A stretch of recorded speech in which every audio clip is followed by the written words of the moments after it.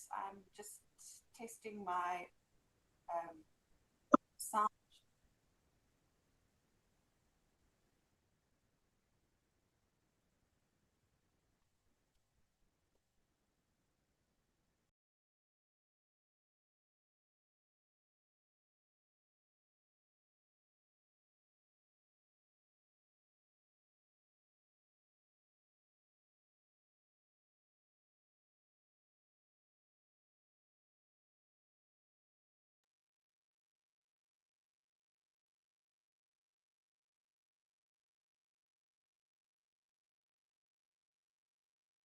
Colleagues, can somebody confirm that I'm audible, please?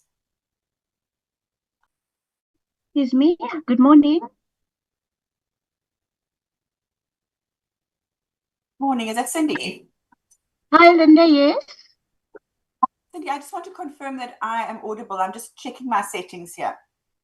No, oh, I can hear you perfectly. Thanks, Linda. Fantastic, thank you. No problem.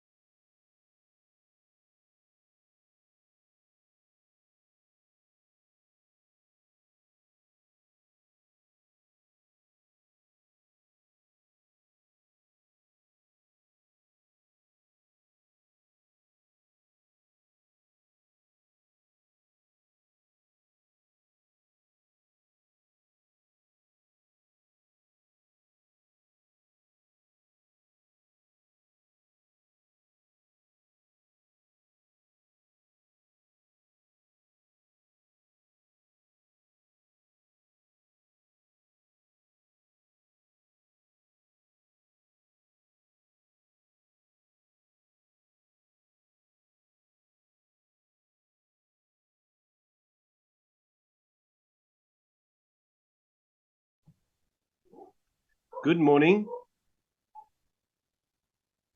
Good morning, Mr. Hendricks, sir. Okay, I'm there. Thank you. I was beginning to get worried. No Thank you very problem. much. So I just sit back and wait until 9. Yes, please.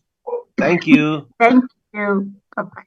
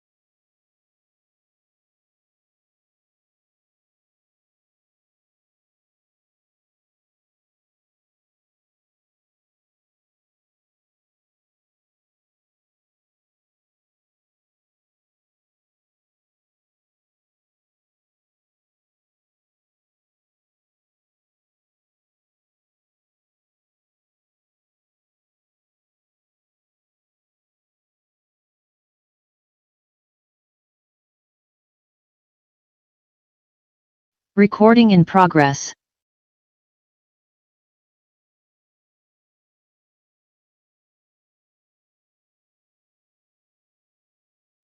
Good morning, honorable members. Good morning, Chair, Co-Chair. Morning, Co-Chair.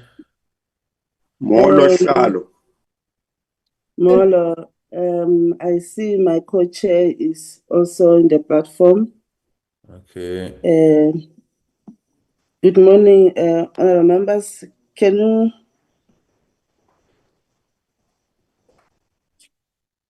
Is my video on? Okay. No, thanks very much. Good morning, honorable members, stakeholders, and guests, including the chairperson of the NCOP in the platform, and my co-chair, Honorable Soviet Lekanyani, members of Parmed. Welcome to this meeting of the Joint Standing Committee on Parliament. As we are meeting virtually, you are reminded to please remain muted. You are further reminded to unmute yourself and switch on your camera when you are recognized to speak. Please note that the draft agenda is now being flagged. Cindy, can I now check if there is any apologies? Yes, Chairperson. From the side of our members, we received an apology from Mr. Wessels, who's chairing the SCOAG meeting. Mr. Badenhorst is on bereavement leave. Dr. Hansinger. Okay. Yes, Chair. Dr. Hansinger is attending another meeting of the Pension Fund Investment Subcommittee, and Ms. Mpapane might join us a little bit later because she has a doctor's appointment. We have also received three apologies from Parliament. The Speaker is attending meetings in Gauteng. The SDP is on family responsibility leave today, and Mr. Kaso is also unable to attend the meeting owing to other responsibilities. Thank you, Chair. Okay. Thanks very much, Cindy.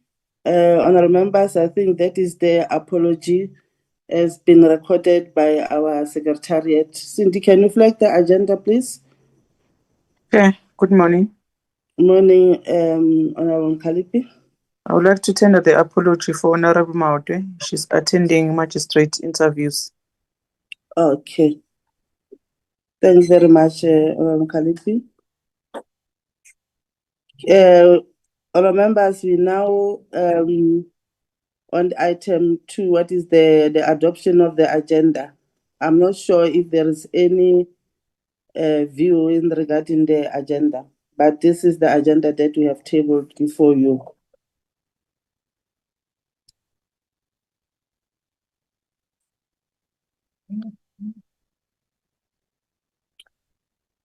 I think that is the agenda for today's meeting. So we can proceed to the item of the day, which is the briefing on various matters related to the Parmed Medical Scheme. Can I now hand over to the Parmed? Thank you.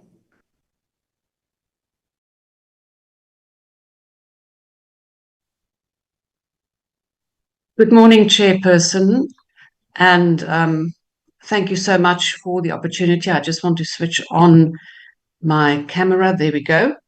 And good morning to all the members as well. We appreciate the opportunity to do a presentation to this particular committee, as this has been discussed by this committee, and I think it is important that we do provide an overview of what Parmed is and what the implications are. We know that it is sometimes quite contentious issue, and I think it is important sometimes, because there are many new members, that we do have this very thorough discussion and presentation. So that is what we will be focusing on. I do see in the agenda that the members from Parmed who are accompanying me has been mentioned, but I also would just like to mention them myself. I will be accompanied and assisted by Mr. Peter Hendrickse. He is the Deputy Chairperson of the Board of Trustees of Parmed and is a former Member of Parliament. Then also the Principal Officer of Parmed, Ms. Dawn Davids, and then Ms. Linda Harper from Parliament, and I think we all know Ms. Harper. So we will do a presentation, 2 parts. First, Ms. Harper and then Ms. Davids will give an actuarial overview of Parmed. And I think before we start as well, I would just like to refer to the matter of the letter that we wrote, requesting that this, if possible, be a closed meeting. Perhaps just to confirm that that request was submitted to this committee, not to hide anything. There is nothing to hide in terms of Parmed, but we are a board of trustees and we do fall under specific legislation. We also have fiduciary duties as a board of trustees, and we have to comply with all the requirements. So we have to safeguard the confidentiality of all information regarding Parmed's beneficiaries, as well as the commercially sensitive proprietary data of the restricted scheme and those of its service providers. So we are very aware of that, and I think the committee have now been sensitized to that. We were concerned that maybe the discussions could inadvertently lead to some information being requested, which could prejudice members who are not represented here, because we also represent, or Parmed is also the medical scheme for members of legislatures as well as judges. But be that as it may, we appreciate the fact that the committee spent its time in deliberating about this and also obtained a legal opinion. We abide by the legal opinion, that is not a problem, but perhaps just to say that we judge things or questions might be an infringement or could be prejudicial to beneficiaries, or it could require us making commercially sensitive proprietary data available, Chairperson, that I would alert you that might be a problem, but I'm quite sure that won't be the case, but I'm just saying it up front. So with that and the introduction then, I want to hand over to Ms. Harper to give an overview of the first number of questions that the committee submitted to us, and I also want to thank the committee for giving us that guideline so that we can have a structured discussion. With your permission then, Chairperson, could I then hand over to Ms. Harper and that her presentation be flighted. Thank you. Okay.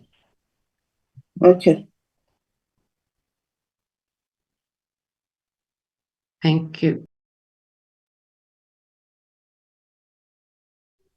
Good morning to joint chairs, Chairperson of the NCOP, Deputy Speaker and members and colleagues. I will be presenting an overview of the medical scheme, particularly considering the history, the operation and affordability. The presentation considers an overview of the history, administration and affordability, as well as the financial obligations of both Parliament and provincial legislatures. In terms of the history and background, the Parmed Medical Scheme was established under the Parliamentary and Provincial Medical Aid Scheme Act number 28 of 1975, and this came into effect in April 1975. Membership was made compulsory for specific public office bearers. There was an amendment in 1976 which extended the membership to Supreme Court judges and other office bearers. There was a further amendment in 1987 which allowed for the expansion of the compulsory membership in addition to office bearers beyond those originally listed, but this was at the discretion of the President.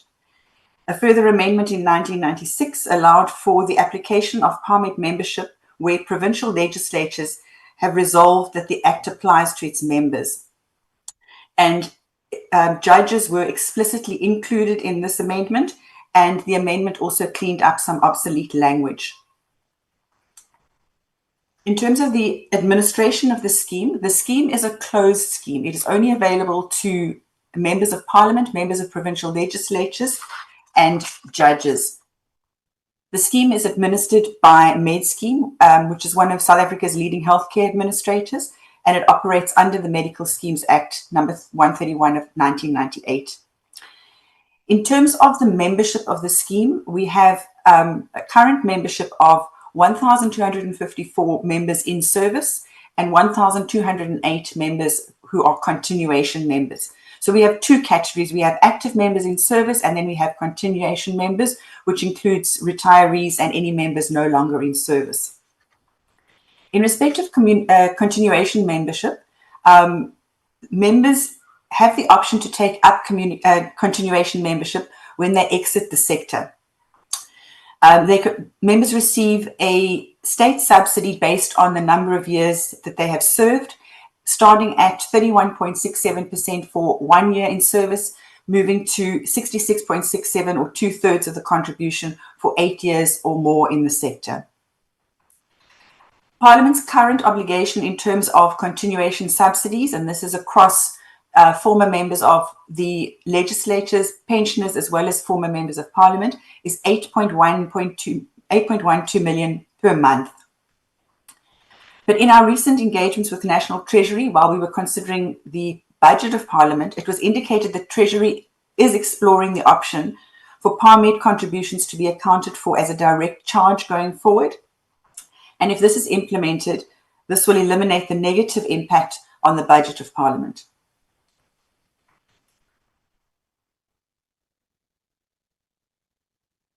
If we look at the obligations of both Parliament and the provincial legislatures, the membership I have detailed in the report that was submitted in tables 2 to 4, and I'm not going to go through those comprehensive tables in the presentation. The total contributions to the scheme amount to 28.8 million rand per month, 8.87 in subsidies, and the balance are salary deductions from members. So I think it's important to note that the obligations are shared between the state in terms of subsidies as well as members from salary deductions. If we consider the affordability analysis and we look at pre-2008, and I've said pre-2008 because that is when we changed from a cost plus benefit to a total cost to company for members' remuneration. So pre-2008 members were on a cost plus benefit, so the salaries were published as a basic salary plus add-ons, and one of the add-ons was the medical aid contribution. And at that point, the state paid 2/3 of the medical aid premium. The fact that there were different membership bases for members, where you had some members having a large number of dependents and some being the member only, this caused remuneration disparities, and this was obviously then dealt with in the major review which happened in 2008. So post 2008, once the Independent Commission for the Remuneration of Public Office Bearers had completed their major review, they capped the subsidy equal to 2/3 of the cost of 2 adults and 2 children. And this subsidy amount, which was incorporated into the remuneration, amounted to 4,063 Rand.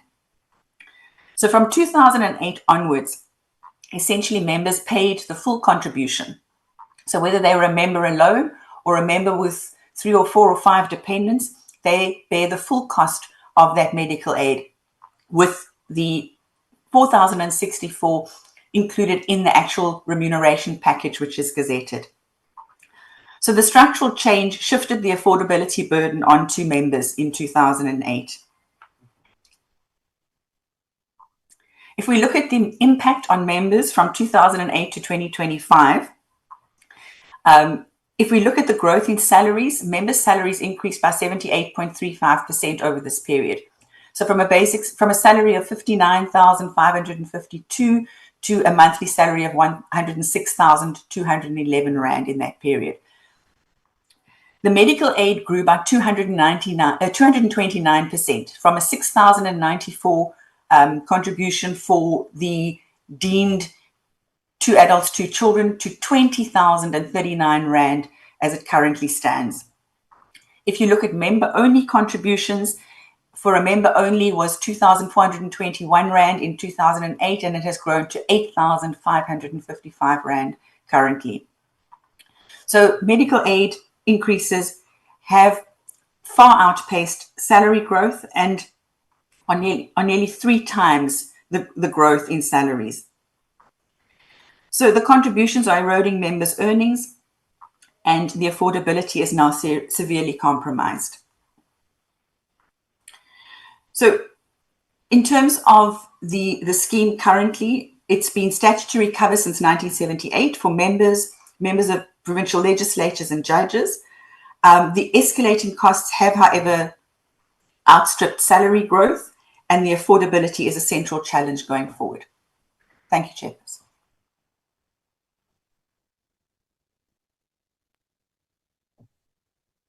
Chairperson, with your permission, may I now hand over to Ms. Dawn Davids, our Principal Officer, for her presentation.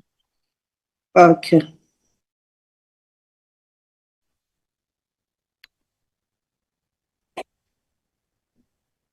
Good morning, Chairperson, co-chairpersons, as well as the rest of the esteemed committee members and the rest of the delegation. Thank you for affording me the opportunity to present to you today and to provide you with some insight and perhaps some context to the rationale and, I think, information pertaining to Parmed Medical Scheme. We've already dealt with, I think, I think the founding purpose of the scheme. So I'm going to go into my presentation. We're dealing obviously with the demographics, claims and contributions, affordability of the scheme, the financial position, and the feasibility of members opting out, and what other considerations we may want to consider going forward. Okay, we'll start with the statistics, and these statistics are obviously as at July 2025. I will start with the membership. If one looks at the membership data from January 2000 to January 2025, peaking in 2019, the membership was at 2,545 members. The increase in membership has been consistent with increases at each national election. Those were obviously in 2004, 2009, 2014, 2019, and 2024, respectively. Our principal members increased by 26%. Our adult dependents decreased by 35%, and child dependents decreased by 65%.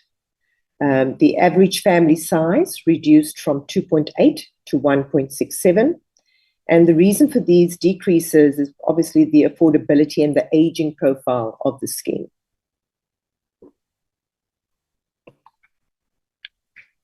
If we look at the age of the member in 2000 was at 58 years. The average age of a member in 2025 is currently at 63.8 years, giving an increase of 5.8 years. The beneficiary age of members and dependents increased faster due to an increase of the child and the adult dependents from 39 years in 2000 to 54.6 years in 2025, giving an increase of 15 years. Our age group 55 years plus are obviously our highest claiming age band, and directly opposite to that, the age group 0 to 19 years being our lowest claiming age band. Claims historically have been above CPI. We have a very high claiming membership.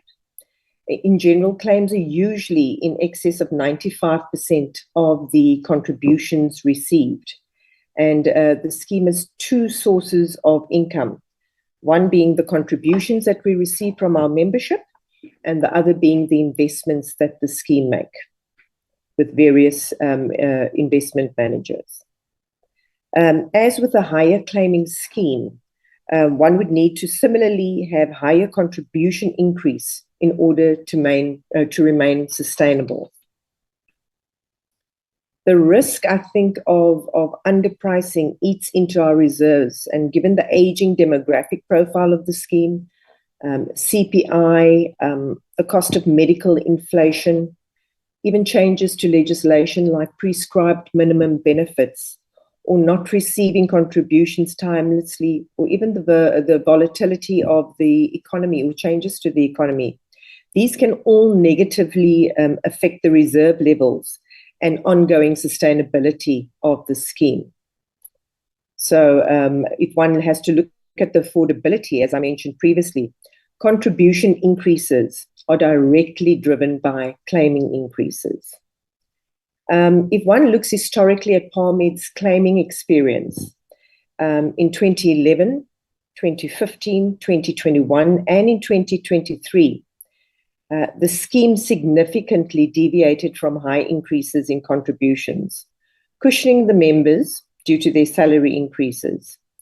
During COVID especially, claims increases were low, allowing the scheme a time, I think, to grow its reserves and also afford members lower contributions. And we all know that it was quite a dire time and a very bad impact on the economy in general. But therefore, after that COVID period, the claims experience or the high claiming costs bounced back. I think the question of affordability of contributions is a very prevalent one. And if one looks at the graph displayed on the screen, the green bars will reflect Parmed contributions as a percentage of the member's parliamentary salary. And we can see an escalation over the years from 11% in 2010 to 18% in 2024. The blue line there reflects the incremental salary position of members of parliament. And clearly, I think these two graphs are not speaking to each other. This, however, I would like to just point out, is not unique to our members or to Parmed only. Most other schemes have very similar experiences where members' salary increases do not keep pace with medical aid increases or medical inflation. If we compare the industry increases, if we compare ourselves to the industry increases, which have generally been high, Parmed is reflected in the blue bar on your screen, and our competitors in green. And you can see that we're sitting there at 9.9%.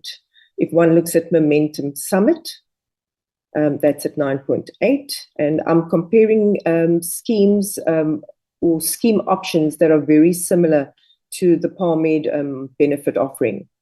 The Discovery Executive is at 10.9%. The GEMS Onyx at 13.4%. FedOff Maxima Plus 13.8%, and the Benitez Bond Comprehensive at 14.9%.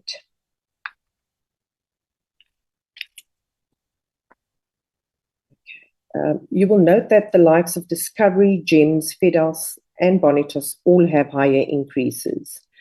This slide, I think, also looks at comparing industry contributions for 2024. Here, Parmed contributions compare favorably with other schemes, except for GEMS, who has obviously more members to absorb the risk and can afford the lower contributions. Parmed benefits are similar and definitely very good value for money.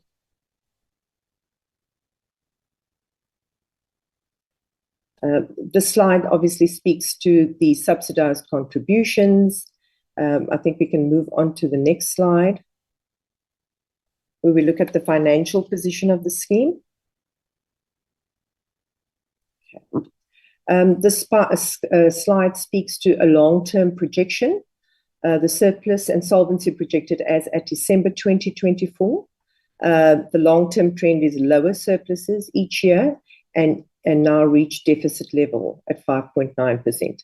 I would like to add, though, that although at each and every month, sometimes the scheme goes into a deficit, the overall year to date, the scheme is currently standing on a credit of in excess of 16 million as I speak today. So it depends entirely on what the economy is doing, what our investments are doing as well, which obviously also cushion our reserves. Next slide, please. Thank you. The implications of allowing members to opt out. I think that there are various, we need to consider quite a few implications, especially the impact of the members remaining if some members decide to opt out. First and foremost, there'd be a reduction in our contribution income. So fewer members would equal lower monthly contributions. And that would be a direct effect on our cash flow and our ability to fund benefits.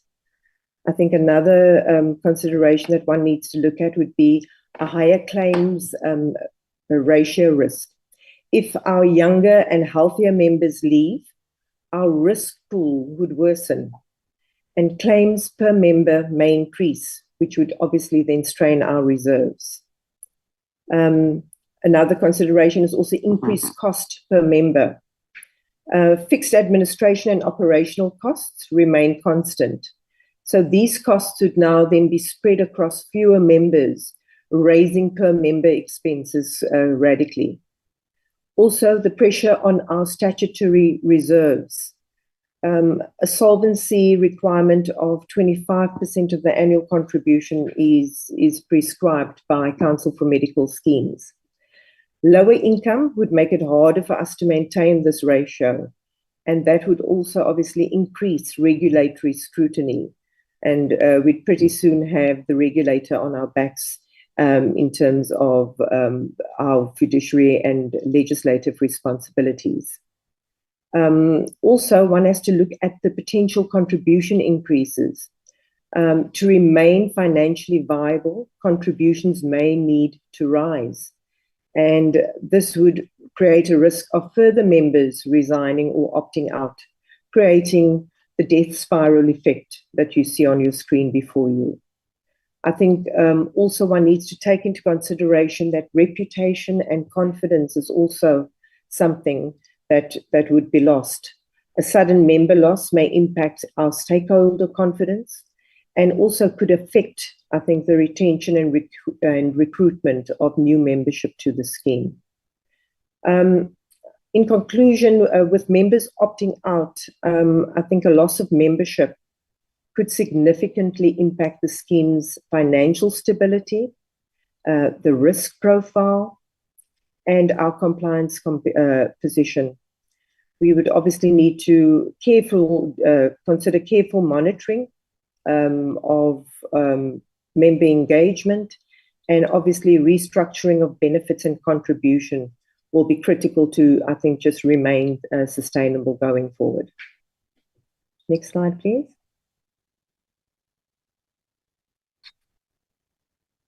If one looks at our existing benefit design, Parmed is competitive in its benefits and contributions.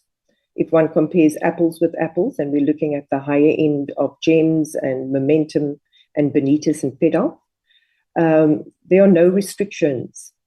Hospitals, you are allowed to access hospital of choice, pharmacies of choice, no special networks, no designated service providers. Most other schemes actually request deductibles and co-payments up front before being hospitalized. There's also comprehensive and flexible medicine formulary, and we cover all chronic conditions. So we also do not charge any co-payments or deductibles on procedures. So I think one needs to consider, the way forward in terms of what are the other considerations for Parmed. If one looks at shaping benefits to align with the market, or implementing additional managed care interventions, like restricted formularies and networks, or reducing the benefit offering. That could radically, obviously, reduce the cost of the contribution of the scheme. But if you add a lower cost option, for that you would need additional members to join the scheme. And we are also, as Ms. Harper has indicated, governed by the Medical Aid Schemes Act. And part of that legislation would include having an additional amount of members in order to register an additional option on the scheme.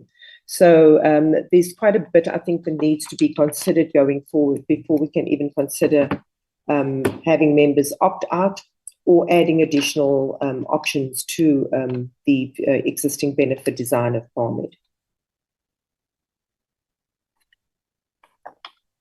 Amalgamation and liquidation. This obviously would be the last resort. Process for amalgamation is quite a complex one in terms of legislation and the Medical Aid Schemes Act of Chapter 11, Rule 53. The winding up of the scheme, application would have to be made to the registrar and to the High Court to wind up a medical aid scheme. And that is in accordance with Section 346 of the Companies Act of 1973. And it would obviously have to be in the very best interest of the members before any of those options could take place. It would also involve a different number of stakeholders. As I mentioned, the regulator would be first and foremost, the Competition Commission, administration, managed care organizations, the legalities and actuarial evaluations would have to also take place. And more importantly, our members would have to be consulted. Each and every member who encloses their trust to Parmed would have to be consulted, because ultimately that is our responsibility. And all of these processes would ultimately take quite a bit of time to complete. Next slide, please. Thank you. That's my presentation. Thank you very much. Thank you, Ms. Davids. Co-chairs, that is our presentation. I think then from my side, just in summary, this is a very complex matter. And I think Ms. Harper also indicated, as well as Ms. Davids, the disjunct we now have between rising Parmed or medical scheme increases or contributions and the remuneration environment in which we find ourselves. And I think that is where the problem lies at this particular point. So, co-chairpersons, that is our presentation. Thank you very much. Thanks very much, Dr. Lodret. While still on the platform, before I offer the members to ask questions, can you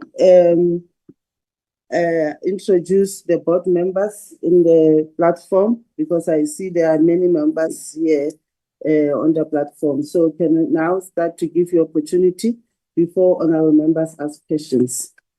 So you can indicate for the interest of us as a committee and the public. Thank you. Honourable Chairperson, at this point, I only see Mr. Hendrickse.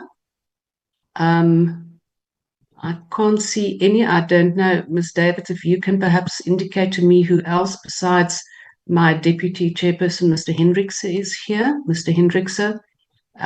No, I don't see any other members here. We are just two from the board itself, plus the principal officer and Ms. Harper. Thank you. Okay, thanks very much. I think now is the opportunity for honorable members to ask questions. I'll start with Honorable Kalipi, Honorable Siwisa, Honorable Denner, Cameroon, Honorable May. In that order, please. Thank you. Good morning to you, co-chair and the chair and colleagues and deputy speaker that is here and board members. One, we welcome the presentation and the clarity from the beginning why you wanted this meeting to be closed. And thanks that you agreed, because we were not going to allow you to have a closed meeting since we are discussing Parmed, which serves the public representatives. Thanks very much for the clarity, although you didn't cite the law, because you said there are some of the laws that does not allow you to discuss members, Parmed, which are also have members beside members of parliament. There is one. But Chair, my point is, I want to understand if the board have considered the scheme to be optional if members want to opt out. One of the reason is that it's very expensive. We have raised this issue since we arrived in Parliament in 2014. We even attempted to take this matter to court, and there were some discussions amongst political parties and Parliament to say, let us talk amongst ourselves instead of taking Parliament to court, because now it's compulsory for members of Parliament to be part of this scheme, while it's very expensive. For instance, I can't afford to put my child as a second person. One is increasing every year, while we don't get increased every year. So that is one problem. The second problem is that the board have discussions of that, because one, there is a member, I think is an Action SA, if I'm not mistaken, who is introducing a private members bill in regards to Parmed in order for members of parliament to have options. Have you taken that one into consideration if the board have not tabled that matter? So what is the way forward? I was listening to your discussion saying that if the members, especially from members of parliament who's going to opt out, is going to have a very serious effect in terms of the contribution. But as members, we are also saying the scheme is very expensive. Secondly, why is it expensive? When you go and want to get help, is also not, you are not getting that help in a nutshell. For instance, let me make an example. One member was giving birth to twins, and the scheme told that member that, no, you are going to cover only one twins because of our structure on Parmed, until that member fight, until the scheme agreed to cover both the birth of the both twins. Secondly, every year we change our glasses when we go to a doctor, and then the doctor will prescribe you to say what kind of lens. And when you go back to the scheme is going to tell you that no, our limit is up to so much. And if the particular doctor prescribe a particular lens for you, you must top up. And the question is, it's not me, it's my eyes who need that particular prescription.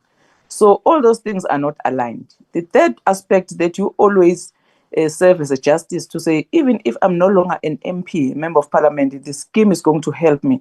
But it's not the case, because once you lose your let's say you lose your job as a member of parliament, the income also affects you big time. You still have to contribute in order to access the permit, in order for you to get help in terms of health issues. There's one member who was suffering until he passed away, who went to public hospital because he was not affording this scheme.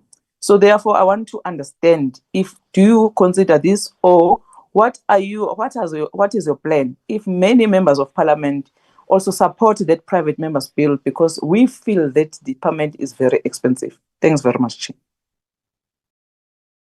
Thanks, Honorable Kalipi. Honorable Denner. It's Honorable Siwisa, Chair. Thank you, Chair. Continue. Should I wait? My apologies, Honorable Denner, because I see Honorable Siwisa is going there. Okay, Honorable Siwisa, you can come in. My apologies, Honorable Denner will come after Honorable Siwisa. No, I think the problem is I was having problems with my laptop, so I had to change devices. I think that's why my hand went down. Yeah. Okay. But Yes. nonetheless, thank you, Chair. Thank The you. Chairperson, let me also welcome the presentation by board members of Parmed, and most of my questions were taken by Honorable Mkalipi, but I've got two that I need to check, Chair, because it's also of a great concern what Honorable Mkalipi is saying, that You go to the doctor prescribes this, and then the medical aid says something else that you need to top up. And we are always subjected to that. You'd find that your deductions are very high. You go to the doctor. I have a problem of every time when I go to the doctor, I have to pay a levy. There's no way I can go, and it means that I'm paying more every time. I'm paying more than what I'm supposed to be paying, which is also of a great concern. But Chair, I want to check on the issue of membership and beneficiaries, and your beneficiaries and your dependents. According to the presenter, she says that between the ages of 0 to 19 years, that's the lowest claiming section. And I'm concerned if they say it's the lowest, and I'm going to make an example. There's a member of parliament who was a member in the 6th administration, came back in the 7th administration. In the 7th administration, because due to finances, she decided to remove her dependent from the medical aid. And then later on, when she was financially stable, returned the dependent on the medical aid. And she was told that the dependent must wait for 4 months. I don't understand. How did we arrive at a dependent, a medical aid, as if we are speaking about the funeral cover? That the dependent, and we are speaking about a child here. We are speaking about a teenager. And the member was told that she must wait for 4 months before the membership of the dependent can be activated. By the time the membership was activated, she was told that the dependent has exhausted her money. So how did we arrive at a dependent being on the waiting period, and then after the waiting period, then the dependent is told that they don't have access to the medical aid because they've exhausted? So I just want to check with the board members as to, is there a waiting period, and what are the reasons for the waiting period? And how come after the waiting period, a member would be told that your dependent, the money is exhausted, whereas the money was never utilized? So these are some of the concerns that we meet when a chairperson, when people heard that the permit is coming, and they said, can you raise these issues? Because this medical aid is very expensive, but it seems as if it's daylight robbery, because this is what happened to me. I contributed, but when I had to take my child to the doctor, we were told that there's no funds for the doctor, whereas money was deducted for the past 4 months while we were on the waiting period. Is there a waiting period for a dependent or not? If there is, what are the reasons? Because these are our kids. We are already paying a lot. We can't afford to have our children without medical aid, taking into consideration what's happening out there, the different illnesses that we find. Our children are exposed to a lot of things. But if you find yourself to say that you have to wait for 4 months before the scheme can kick in, then it means that we are sitting with a serious problem. So I just need clarity on that, and also the issue of the party levy. Thank you very much. Thanks, Honorable Sibisa. Honorable Dana. Thank you, Chair. I have no problem to wait my turn, so thank you for recognizing me. With your permission, may I please just keep my camera off? I see my bandwidth is very low. Is it fine, Chair? Yes, go ahead. Thanks. Thank you, Chair. Chair, I think the presentations covered quite a few of the questions that my caucus and I discussed before this meeting took place. So I just have a few questions of clarity, largely. The first question, Chair, is I was wondering about the possibility of having different plan options and whether or not it was considered. I see it has been answered in the presentation, but the presenter mentioned something that because it is administrated or managed through the Medical Aid Act, you have to have an additional number of members to add an additional plan. I just want to get clarity on that, Chair. I don't know if I missed it or if I didn't understand it completely. Do you have to have a certain number of members to have a certain number of plans? Because I think it would be more acceptable for members to stay on Parmed if they had a choice between maybe one or two plans. They don't have to be very cheap plans or very low cost plans. It may be a more expensive plan or two maybe expensive plans and one more low cost plan, but just to have options that you can choose with regards to your age and your dependents, etc. So I'd just like to have clarity on that, Chair. Then my second question is, would it not assist the fund if it was expanded to increase the membership pool by, for instance, including magistrates in the contribution pool? So that's my second question. My third question is, has a proper comprehensive comparison been done, not only between the contributions of similar plans and similar prominent funds, but specifically with regards to the specific benefits received on maybe a Discovery or a Bonitas or a Gems, etc. The comparison that was done with regards to the contributions. What I'm asking is, has a comprehensive benefit comparison been done? And then specifically with regards to gap cover. If I'm correct, and you can correct me if I'm wrong, I think Parmed covers up to 300% of, for instance, a specialist's fee. But many specialists charge 500 or 600%. So has an additional gap cover been considered? And that's, I think, what the other members are referring to as well, where you have to pay additionally to what is being claimed on the fund. So has it been considered, and has it maybe been considered to be subsidized? I think that would also help the members who are struggling to make the payments. Then my fourth question, Chair, is, no, I actually asked that one. Then on the Med Scheme presentation on page 8, under the demographics and claims impact, I just want clarity on the last bullet point. Not sustainable financially if higher contributions is not implemented. That is a worrying sentence. So I'd just like clarity on that. Is that in our near future, or what is going on with that point? And then, Chair, someone asked the question about Dr. Letlape's private members bill that he submitted, and yeah, I don't know if this is the platform to ask it, but is that even feasible? Is it even possible to change the nature of the Parmed situation with a private members bill? You don't have to answer that if this is not the platform. And then lastly, Chair, it's mainly the active members who are complaining because of the high contributions.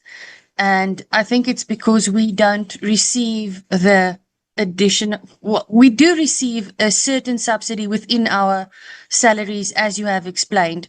But obviously that contribution did not grow with the growth of the contributions that we have to pay out of our pockets.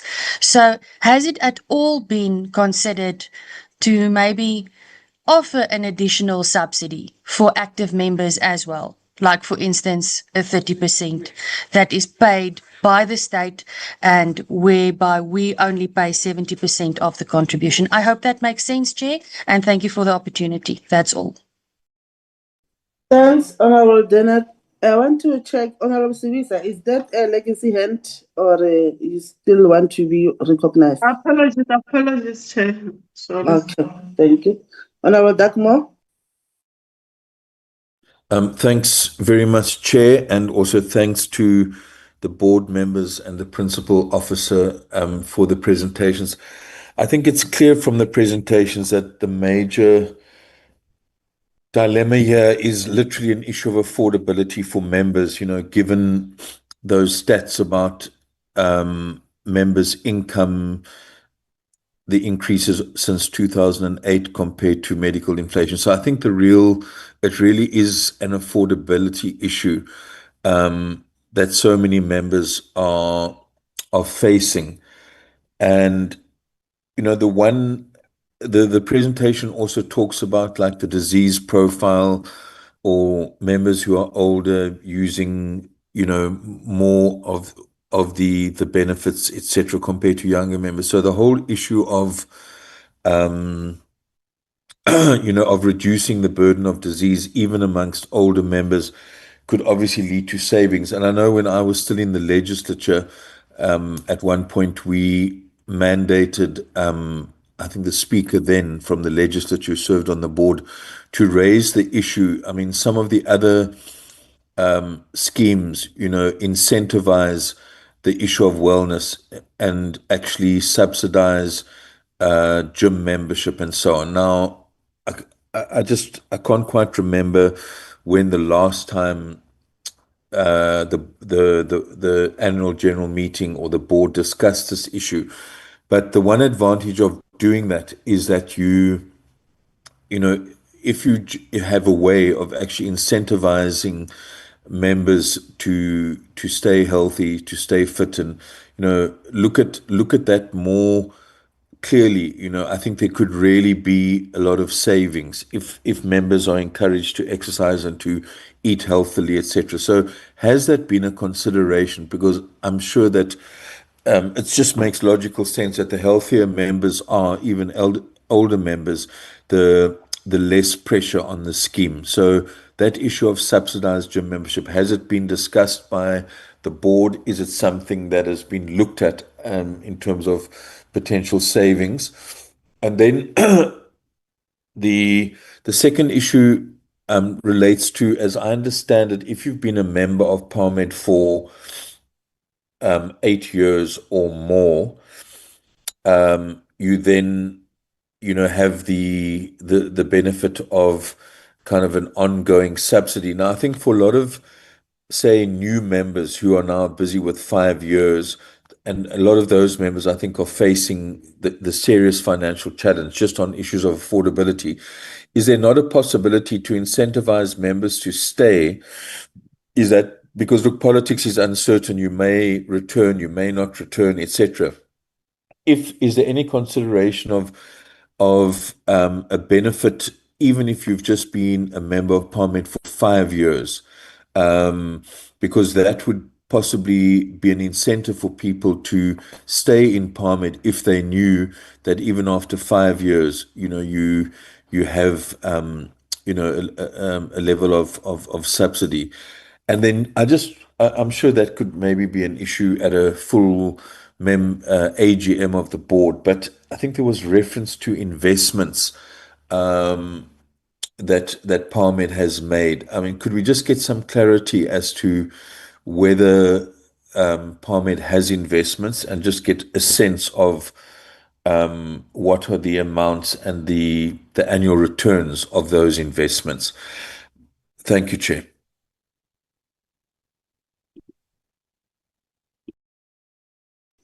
Honorable Ellen Mayer. Then after that, good morning. Thank you, Chair. Good morning to the Deputy Speaker, members of the board and colleagues. Thank you very much for the presentation, and some of the questions have been already put forward, but I just have a few more here. And one of the areas that I wanted to double check on the Parmed presentation was the decrease in membership numbers since 2019. Was this largely due to the COVID pandemic, where we lost a few members to the scheme, or were there other contributing factors? The next one is, could you provide clarity on, well, obviously this is the confidential part, but the fees being paid to Med Scheme for administration services, and whether there are measures in place to ensure these costs are sustainable and deliver value to members. Chair, one of the other areas that I thought of, has the board looked at GEMS, that if that is the government employees medical scheme, why would we not have a prestige package for members of parliament, which would just be more sustainable on another level should we have challenges financially? So that was the other area. Looking at the growing the membership, if that was just the comparison with GEMS, maybe extending it, or have you looked at comparisons? If we had to add a parliamentary staff, permanent staff for Parliament, would that not be something one would look at? So you could do that. Coming through to, there seems to be more, oh yes, from the presentation, it seems there are currently more claims than income. Can you confirm if this is the case and explain the main drivers behind this trend? And then I wanted to add on to Honourable Cameron Dugmore's question is, has the fund considered linking with a lifestyle or wellness program similar to Discovery's model to encourage healthy living, particularly among members? That is what is holding the young members away, because most of them have gym memberships. And coming into this medical scheme, there were a lot of changes for some of the other members who were already on a scheme that covered the gym memberships, because this would include, with these other memberships, there's wellness rewards, prevention, health incentives, etc.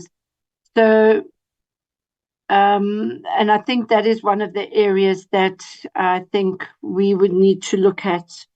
The other area was one of our colleagues mentioned the subsidy. That could also be another aspect. Right now, at one stage, I think up until 2006, government was sponsoring subsidies to medical schemes, and then after that became cost to company.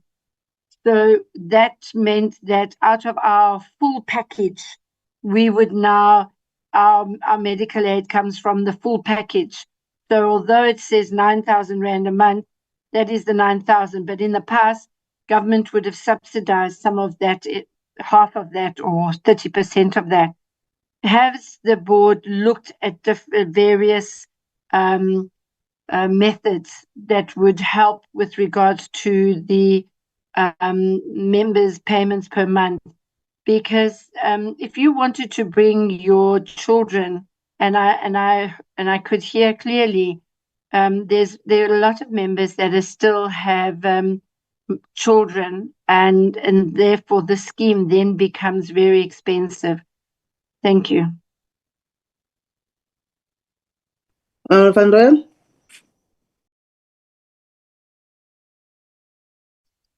Thank you very much, Chair.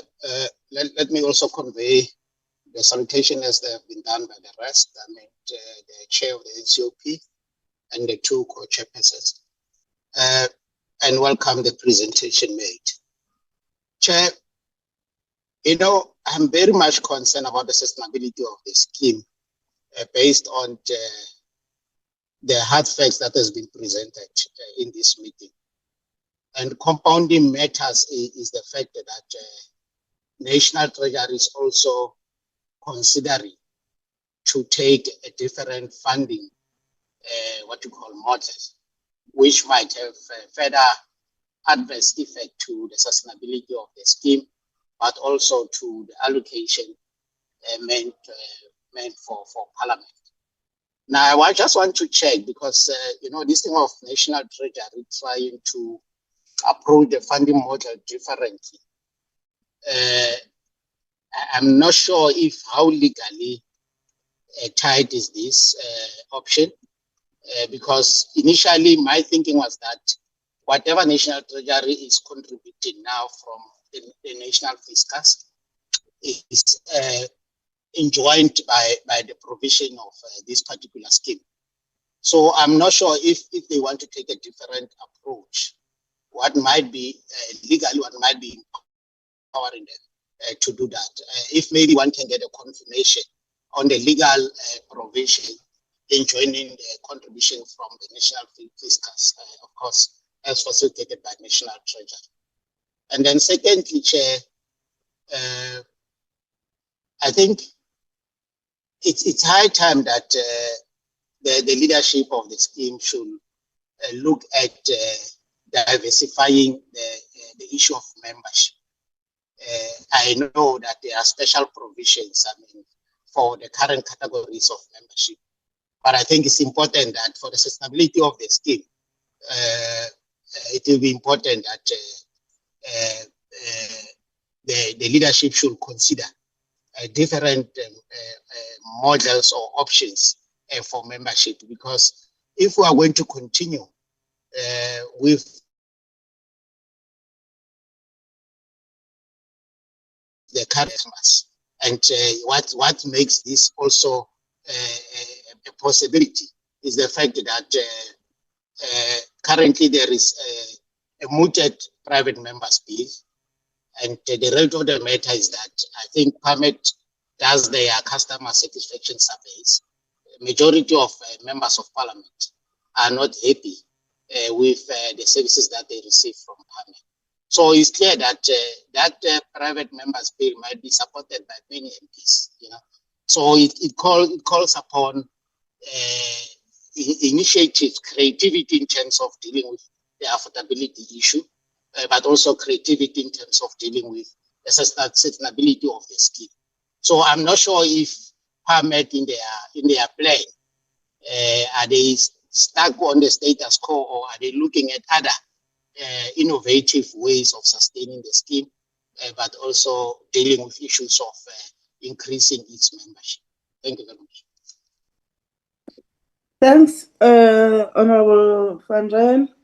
Honorable May, is it a legacy hand, or you still want to come back before I give Honorable Clark? Honorable Helen May? Honorable Clark, can I request Honorable May to lower her hand, please? Thank you, Chairperson, and good morning to the members, and thank you for the presentation. I think a lot of things has been made a lot clearer to us as members once that presentation was presented. But there are a couple of things I would like to raise, and many issues have been covered, so I'm not going to debate those issues. But the one issue is that the Council of Medical Aid Scheme, which is an entity which falls under the Health Department, has a huge role to play in terms of how medical aids are managed. So in my view, and I worked in the administrative section of the healthcare system for many years. And a couple of years ago, a good couple of years ago, there was a capped amount for doctors to charge either private rates or medical aid rates, but the private rate was capped. And then it changed. So doctors, there is no cap in terms of private rates that is being charged. And I think that becomes a massive problem. And that's where people have to pay in huge amounts of funding, because the doctors just simply charge now as they feel the way they want to charge. And the Council of Medical Aid schemes need to make sure that in terms of the government gazette is rectified again, and that we go back to where there's a capped amount. Then secondly, many members spoke about a charge that they need to pay when they see doctors. That is simply doctors doing that. It's got nothing to do with the medical aid. Doctors do that. And I always maintain, when I go and see a doctor or I have a procedure done, I negotiate with the doctor who is going to deal with me. For instance, if an anaesthetist is going to charge me a lot more than what my medical aid is going to pay, I go into negotiation with him and say, well, simply can't charge that. Then the surgeon who's going to operate must actually find an anaesthetist that's going to charge what my medical aid would pay for. So I think members must always bear that in mind, that it's always a good thing to negotiate with doctors prior to your procedures. Then I think the biggest problem, obviously, is the ratio of our salaries being increased to the ratio of the increase of the medical aids. And I just take myself, I went to the legislature in 2014, and this is my second term in Parliament, and I'm basically earning almost the same salary from 2014 to now. because of the increases year on year of medical aid increases, but our salaries are not based on inflation rate, and there are many years that we just simply don't get increases. And I think that becomes the biggest problematic issue, is the medical aid versus our income. Then I am in agreement that we look at the medical aid having certain options provided, because generally most medical aid have those, and broadening the scheme, far broader, so that the sustainability of the scheme can stay in place. And then, if you look, and I can assure members, I know exactly what Discovery, Fed Health, etc., the same kind of plan we charge. And I mean, Discovery Executive is more expensive than Parmed, and then they work on a basis of the savings account structure. And if your savings account is depleted, you have to wait certain months for your saving account to revitalize, and it's quite a complex way of working. We never have to pay co-payments when we go into hospital.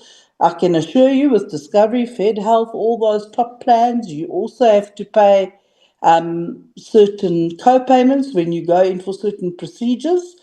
And then I think people must really bear in mind that, and I know politics is volatile, and I think Member Dugmore mentioned, if members could get the benefit that members receive after they'd been a member of 8 years in terms of the subsidy, and they have to exit the scheme, I think that would attract members a lot. And I mean, I certainly did not want to go off Parmed, because I've been on Parmed for a very long time. Because what you do find is that when people are older, they actually can't afford a good medical aid, and then they have to downscale to the detriment of their health. So I thought I would just make comments on those issues. Thank you very much. Honorable Hadebe. No, thank you, Honorable Chairperson, co-chairpersons of the committee, members, and the head of the NCOP, and everyone on the platform. Greetings. Chairperson, I think that I'll concur with my colleagues that the report was comprehensive and then very elucidative of the issues which you are faced with. I think that what is common here is the issue of the affordability of the scheme. It's true that we cannot afford it, but what we must also acknowledge at the same time is that the services which are provided by the schemes are very superior. I've seen a lot of people who, when they're supposed to be on the desk, they were stabilized, and then they had to go and get permission, that permission, but on the side of Parmed. And most of the time, the services were there on time, and then being on time also of superior service. But the issue of the affordability is critical. So if we are going to have these small numbers of membership, is going to impact on the sustainability of the scheme. So I think that the sooner the board comes back to us with a better plan on how to increase the membership, because I think one member spoke about the issue of GEMS being the state funded medical aid, and then also we are also state funded as Parmed. We have to look at that and ensure that we expand the base membership of this party. The other aspect, which is also critical, we did have to drop our dependence from the scheme. But one of my dependents opted for the homeopathy type of treatment. I'm telling you, she's better off than the ordinary Western type of medication. Because when you go and look again, you go to China, you go to Japan, those countries have got many centenarians than any other country. When you look at them, the way they deal with medical conditions, they use more homeopathy to deal with the diseases. When they deal with the diseases, the issue of food, because what they'll do, I'll make an example, they'll go and analyze your blood. They'll tell you that the only type of proteins you can take are this. This meat, you cannot take it. And then you find that the people's life improve very quickly. So I think that on the side of the Parmed, they must also look at that, so that at least once, any member who comes in there can be taken through that process, so that he can be able to determine what does the body of that person need. Because really, when you go, as I said, that there's no country which has got so many centenarians like China and Japan, and that's the thing they're using. But when I raised it with the scheme some time back, they said that those determinations or those tests are done outside the country. So I think that is high time that they bring it closer to us here, because if they can bring it closer to us here, it'd be better. Because even the dosages which were given to the dependent, they were reduced with the passage of time because of the food which was being used.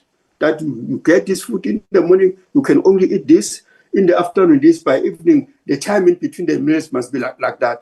You find that the health improved automatically.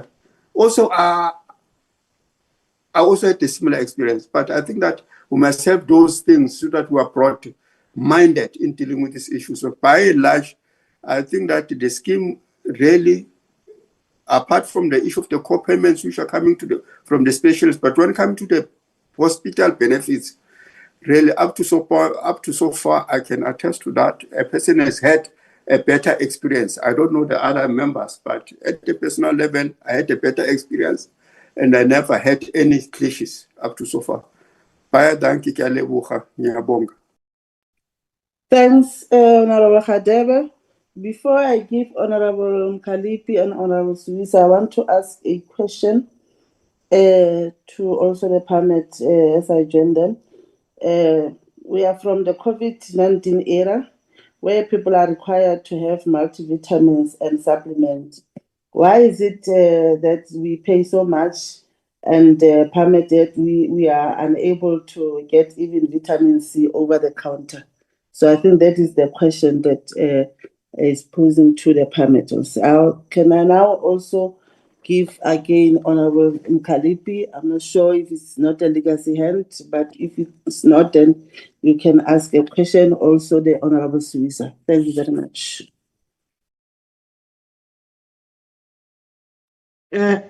Thank you, Chair. Honorable Mkalipi first, Honorable Suisa. Oh. Okay. Honorable Mkalipi. Okay, Chair, I forgot to ask one question. Since this Parmed scheme is compulsory to members of Parliament, I want to understand, because some of the members at the legislatures, they do have option. They are not members of Parliament. If the board can clarify that one as well. Thanks. Honorable Suisa. No, thank you, Chair. Chair, I beg to differ with Honorable Clark about her statement that you need to negotiate and that Parmed is the best medical aid that is there. We are from different medical aids. I've never, in my 12 years being a member of GEMS, I've never found myself paying any levy when I go to the doctor or having any difficulties. And I'm speaking when GEMS was still GEMS, not the GEMS that is now, which is, we are not discussing GEMS. But what I want to say, Chair, is that what Honorable Clark is saying, that you must negotiate with your doctor. There's nothing like that of paying levies when you go to the doctor. We experience that every time when you go to the doctor, that you must pay levy. You can't even get, I think you, Honorable Chair, has alluded to that we can't even get vitamins over the counter. So it's a problem, Chair. And I beg to differ, because the challenges that we are facing with Parmed are very serious, Chairperson. I'm going to make an example with me. I rarely go to the doctor. I'm wondering if Parmed has a scheme that says that if it's at the end of the financial year, whatever that you did not utilize, you can get back that money. Because me, in a year, I can tell you now, maybe I go to the doctor. I go twice in a year. For full medical examination, I go twice, and then it's those little things that are there. But for serious issues, I can find myself going to the doctor 3 or 4 times in a year.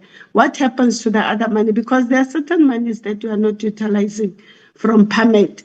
that maybe you don't even go to the dentist. What happens to that money? You don't. So other people don't go to an optometrist. What happens to that money? Whereas that all of those things are covered. There are people that never go to the optometrist. They never go into classes. What happens to that money? There are people that never go to the dentist. What happens to that money? There are people that never go for procedures of operations. What happens to that money? So we are from different medical schemes, Chairperson, and I'm going to speak with experience that I was a member of GEMS for 12 years while I was in education. I've never experienced what I'm experiencing, the number of red tapes or the number of limits that you are faced with. I had to make an extra payment when I went to the dentist.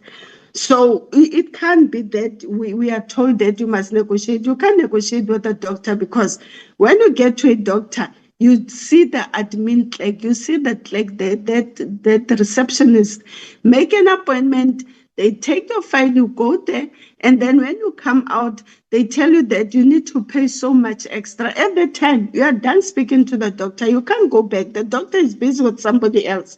And that's the standard that happens with doctors. You can't negotiate. What are you negotiating with the doctor? That I must not pay a levy, I must not pay extra money. Because that's how they go on the system and say that they see that this is what Parmed is saying. And this is how much you have to pay if you want this thing to happen, if you want us to assist you. They go on the system. The receptionists go on the system and they see what Parmed says. You can't go and negotiate with a doctor because some of these doctors are a group of doctors. So which doctor are you going to negotiate with? Because it's a surgery that has got 5 doctors in one surgery. Which doctor are you going to negotiate? Because all of those people are in partnership.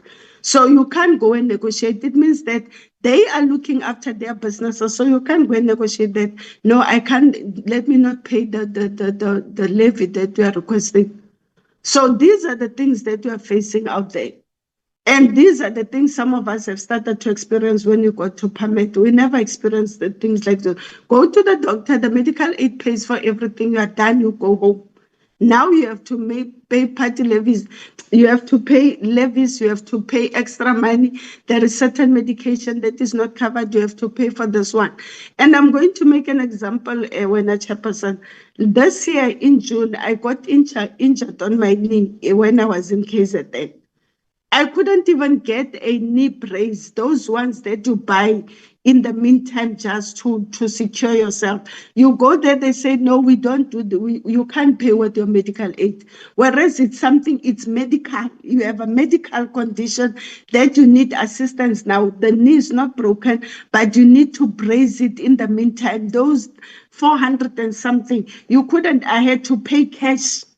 But it's a medical condition. So maybe the board must explain to us, what do they mean when they say you have a medical? They are covering anything that's medically related. Then we'll be able to understand. But anything that's got to do with your health, I believe that it's medical and it needs to be covered by Parmed without paying any extra money on that. You cough, you need something, then they can tell. Because there are some medicines that they say Parmed is not covering these ones. You have to pay cash. So what is medical? What is health? What do we mean when we say medical? A medical scheme, because we speak about your health. Anything that affects your health needs to be covered by Parmed. But that's not what you're experiencing, Chairperson. Thank you very much. Honorable, yes, I'm so sorry, Chair. On my notes, there was something that I actually had missed, which is very important, and that was like myself, I only use homeopathy. So alternative, the complementary health aspects, it's a lot cheaper. So reflexology, homeopathy, and kinesiology, all of those are so complementary, and they're a lot less. The medicines are, the homeopathy is very cost efficient. It's just that because the medical world believes that they're the only ones that can heal, and that is not true. That's full of chemicals. But if you look at complementary, and if you actually, the medical aids can actually increase that side, there will be a lot more healthier people on this planet. For instance, I'm lactose intolerant. I have to take a tablet every day, lactase, which is so much better, because if I don't do it, I will be sick. But it's not covered by medical aid, and that tablet is like 300 and something rand for a container.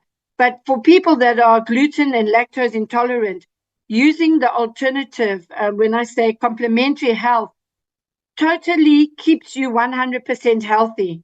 And therefore you don't then land up in the doctor's surgeries with all the other ailments that come with inflammatory disease and things like that, and then go through that route of medical nightmare.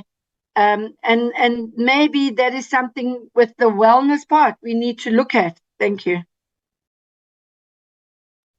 Thanks very much, honourable members, for your questions to Parmed.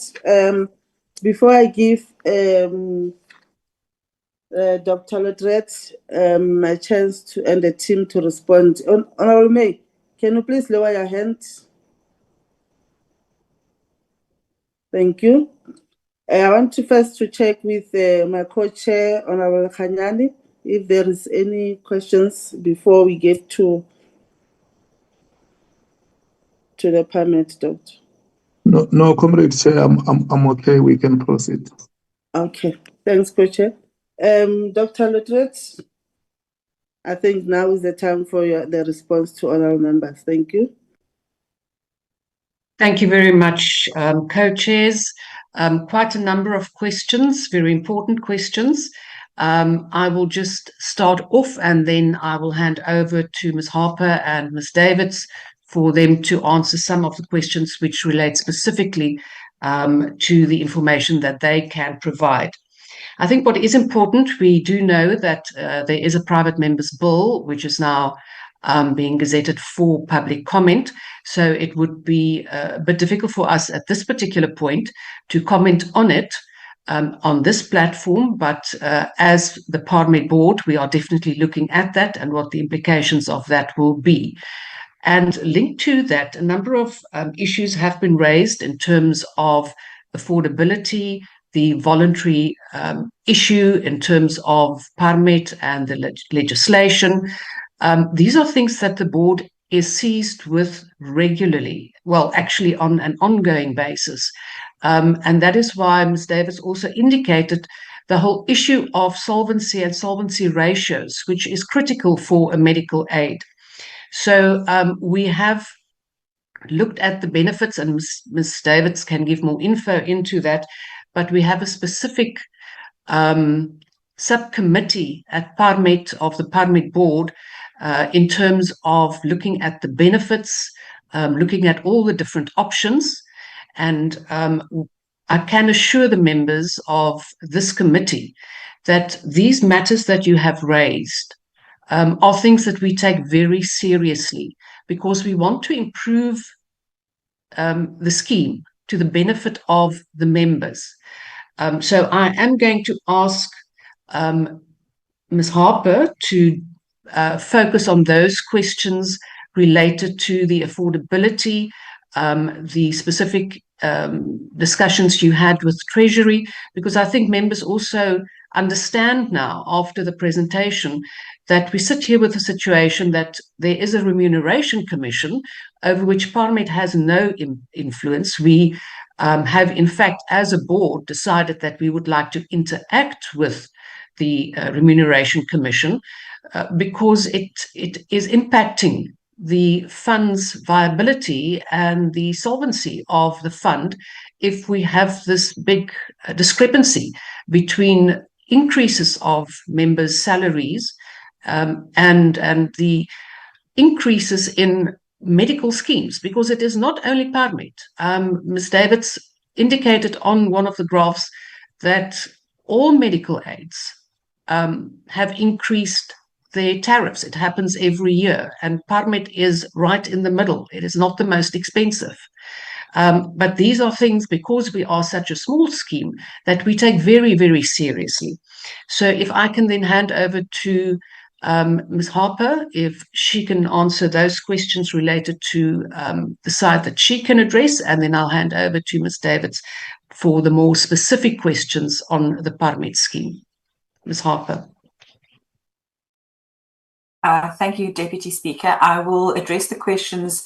I think Ms. Davids got the bulk of the questions to answer, but I'm going to answer the areas that I can.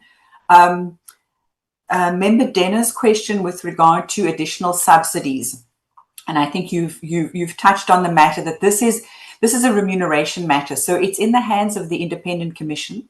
Parliament has a task team that engages with that commission annually, as well as when they do their major reviews, which is the major review is actually currently still under consideration. It has not been finalized. But we have made numerous recommendations to them. We've highlighted the fact of the unintended consequences of their change to that remuneration structure in 2008. But unfortunately, we have been unsuccessful in getting any changes. We did recommend that when they make the annual adjustments for members, that they separate the deemed subsidy portion, and they treat that in line with the medical aid tariff increase, and they consider the balance of the package based on the cost of living increase. That also has not been successful. But we will engage with our task team will engage again with the Commission, and this will be highlighted yet again around the affordability of the medical aid because of the disparity between the increases in medical aid and the increases in members' remuneration. Then Member Dugmore, in respect of the subsidization, I just want to clarify, perhaps my presentation wasn't clear. It ranges from 31.67% after only serving 1 year to a total of 66.67% after having served 8 years. So a member, for example, you cited a member who's had 5 years service, they would leave with a subsidy of 51.67%. So there's a scale, a table that has a subsidy per year of membership up to the 8-year limit. And that you'll find on page 2 of the report that was submitted. That full table is there. Then Member Neil May, in respect of the subsidy, again, just to clarify that pre-2008, it was a cost plus benefit. So there was an additional, whatever the medical aid increased by, that was then subsidized by the state. After 2008, when the subsidies were included in the members' remuneration, that essentially lost its identity within the package, and members now fund the full contribution. And I think the last one that I'm able to answer is Member van Rooyen's question with regard to the National Treasury arrangement, the discussions that we had with National Treasury. So the current status is that the continuation membership subsidy, so these are for members who have left the sector, both members of Parliament, members of provincial legislatures, and pensioners. Parliament is responsible for the payment of the state contribution for those members. And again, because similarly, when the medical aid increases way above the amount by which Parliament's budget increases, those contributions to the medical scheme were eroding Parliament's budget. And in order to avoid this, Treasury is considering treating those subsidy amounts for members no longer in service as a direct charge in the same way as they treat members' remuneration. So if members' remuneration increased by 20%, National Treasury would cover the entire cost. It would not impact Parliament's budget, and they would treat it in a similar way. Thank you, Chair. I think those are the only matters for my response. Thank you. Thank you very much, Ms. Harper. Yes, I think in terms of my notes, I also don't see anything else there. Then, Ms. Davids, if you can then deal with the bulk of the questions. Thank you. Thank you so much. Let me just switch my camera on. Okay, I think it was Honourable Member the first member, Shlengiwe. Members obviously have considered opting out. There was a question, is the board having discussions with regards to the way forward? Yes, the answer to that is a very definitive yes. We are definitely sitting together and trying to come up with creative ideas and ways to, in actual fact, make the scheme a little bit more affordable. But if one talks about why the scheme is so expensive, which is, I think, one of the questions that was raised, and why are the optical limits not as expansive, etc. One has to again go back to the drawing board and look at our claiming experience. We have a benefit year. We have a set benefit. We have a traditional option, which we have to provide certain amounts of benefit for each and every medical eventuality. Beside that, in order for the scheme to remain sustainable, we have to very carefully look at where members are claiming and where the needs are of our members, and then obviously adjust our benefits according to those. Taking also into consideration medical technology, which is ever changing. The cost of new medical technology is extremely expensive. Oncology drugs, biological drugs that are being introduced, all of these are extremely expensive. And, these are being offered to our members. So we have to ensure that within the risk pool that we do have, that we have sufficient funds available to fund each and every claim that comes our way. And because of that, we have to have a benefit limit for each and every category. For members that are struggling with insufficient benefits, there are also alternative options.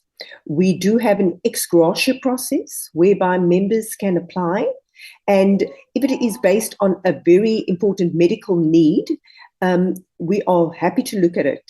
We do have a benefits committee as well as a membership committee that looks at these various cases that are presented, and decisions are then made in terms of the need and necessity for medical treatment. So we have to look at the longevity of the scheme as well as the sustainability of the scheme. Those are two very important factors. And I'm not discounting members' frustration when they say that the benefits are not enough. If the benefits are not enough and you are in a medical crisis or in need of a very fundamental medical treatment, you have an option to come to us, to contact the scheme. Our doors are always open. I know that my trustees are always available. All our representatives are available. We even have client liaison officers that are on call at Parliament every week. So there are ways and means to escalate these matters, and my details are available as well, so that we can assist members that are in need. The second question that came about was, I think, the frustration regarding the waiting periods. When a member joins the scheme, any active member joining the scheme, they have immediate membership. So there is no waiting period for those members. But members can opt to register their dependents. So should a member decide not to register a dependent, they are opting to do so. What we do find is that later down the line, once that dependent is in need of medical attention, the members some of them do come back and request to have those dependents registered on the scheme. Now, these dependents have not been covered on the scheme at all or on any other medical aid scheme. And the scheme has to safeguard itself against anti-selection, because what usually happens is members put dependents on and then claim large amounts of money for procedures or whatever the medical difficulty may be, and then remove these dependents. And Parmed ends up paying out exorbitant amount of money. We are also within our rights as a scheme in that way to safeguard and sustain the scheme's reserves in that way. And that is in line with the Medical Aid Schemes Act. Every scheme, and it's not unique to Parmed, it happens in every scheme. They are allowed to underwrite in terms of dependence, a 1 to 3 month general waiting period, and a 12-month condition-specific waiting period. And that's just the scheme's way of in actual fact, safeguarding themselves against anti-selection. So that is the position with regards to waiting periods. If, however, the dependent has a continuous cover from a previous medical aid scheme, there should be no waiting periods, and Parmed will, in actual fact, honour those claims. The next question came from Honourable Member Denner with regards to the Medical Aid Schemes Act. There was a question relating to registering an additional option on Parmed. Yes, you heard correctly, ma'am. The Council for Medical Aid Schemes dictates that we need to have an additional or a total of 6,000 members on Parmed Medical Scheme, or 6,000 lives on Parmed Medical Aid Scheme before we can register an additional option. And we have very much investigated introducing low-cost options and been in negotiations with Council for Medical Schemes in this regard. But unfortunately, if we do not have the numbers, we cannot register an additional option. So that is the position that we find ourselves in. We are currently just over, we cover just over 5,000 and, or under, sorry, 4,245 lives. So we need approximately 6,000 in order to register that. We have definitely considered increasing or adding to the membership. We have knocked on many doors, including those of the magistrates. I mean, there's basically a risk pool of approximately 2,000, if not more, magistrates, with a younger age profile, which would obviously also assist Parmed in terms of, its sustainability and longevity further down the line. But obviously, here again, the affordability issue comes into play. Yet, on the reverse of that, if we had more members added to the scheme, we could then obviously, consider lowering or providing members with a lower cost option with lower contributions as well. Gap cover. Gap cover, yes, those are available in the marketplace, but also here again, in terms of the Medical Aid Schemes Act, as a medical aid scheme, we are not allowed to offer gap cover to our members. These are options or insurances that our members would have to source independently. In terms of it, whether or not it can be subsidized, I'm not sure whether the expectation would be for Parmed to subsidize it or Parliament to subsidize it, but I think the Act is quite clear that the medical aid cannot interfere or have any interaction with gap cover. Honourable Member Dugmore, you had a question with regards to incentivizing our members to stay fit and healthy, and whether it has been considered or not. Indeed, yes, this matter has been considered. Gyms, we have made contact with the various gyms out there, like the Virgin Actives, but here again, the scheme is compromised in that it does not have a sufficient amount of members to warrant the discounts that the gyms are offering, as with the likes of Discovery. If you're looking at Discovery's vitality, Discovery covers over 2 million lives, and it is an open medical aid scheme, not restricted, which allows them to market and gain new, younger membership. And they very cleverly have marketed their product in a way along with the gym membership. But with that, again, as I said, it's the numbers game. The gyms are looking at how many numbers can you bring into our facilities so that you can warrant a huge discount for your members. But notwithstanding that, it's not something that we've entirely written off. We are looking at other initiatives as well. We've also introduced a new weight loss program. It's still in its infancy, but I mean, we are contacting our members in this regard. So we have not closed the book on ways and means in which we can incentivize our members. 2 weeks back, we just had our benefits and budgets contributions meeting, committee meeting. And this very item of incentivizing members actually, was placed on the agenda, along with, creative ways and means in which we can actually increase or provide our members with a better enhanced benefit offering. But again, as I said, we also have to work within the realms of our restrictive nature. And as such, we do not have brokers. We are not allowed to market out there. So we are sitting with a very limited risk pool and trying to make sure that we are available and able to provide you with, the completely honoring your medical claims experiences. Investments, that was another question.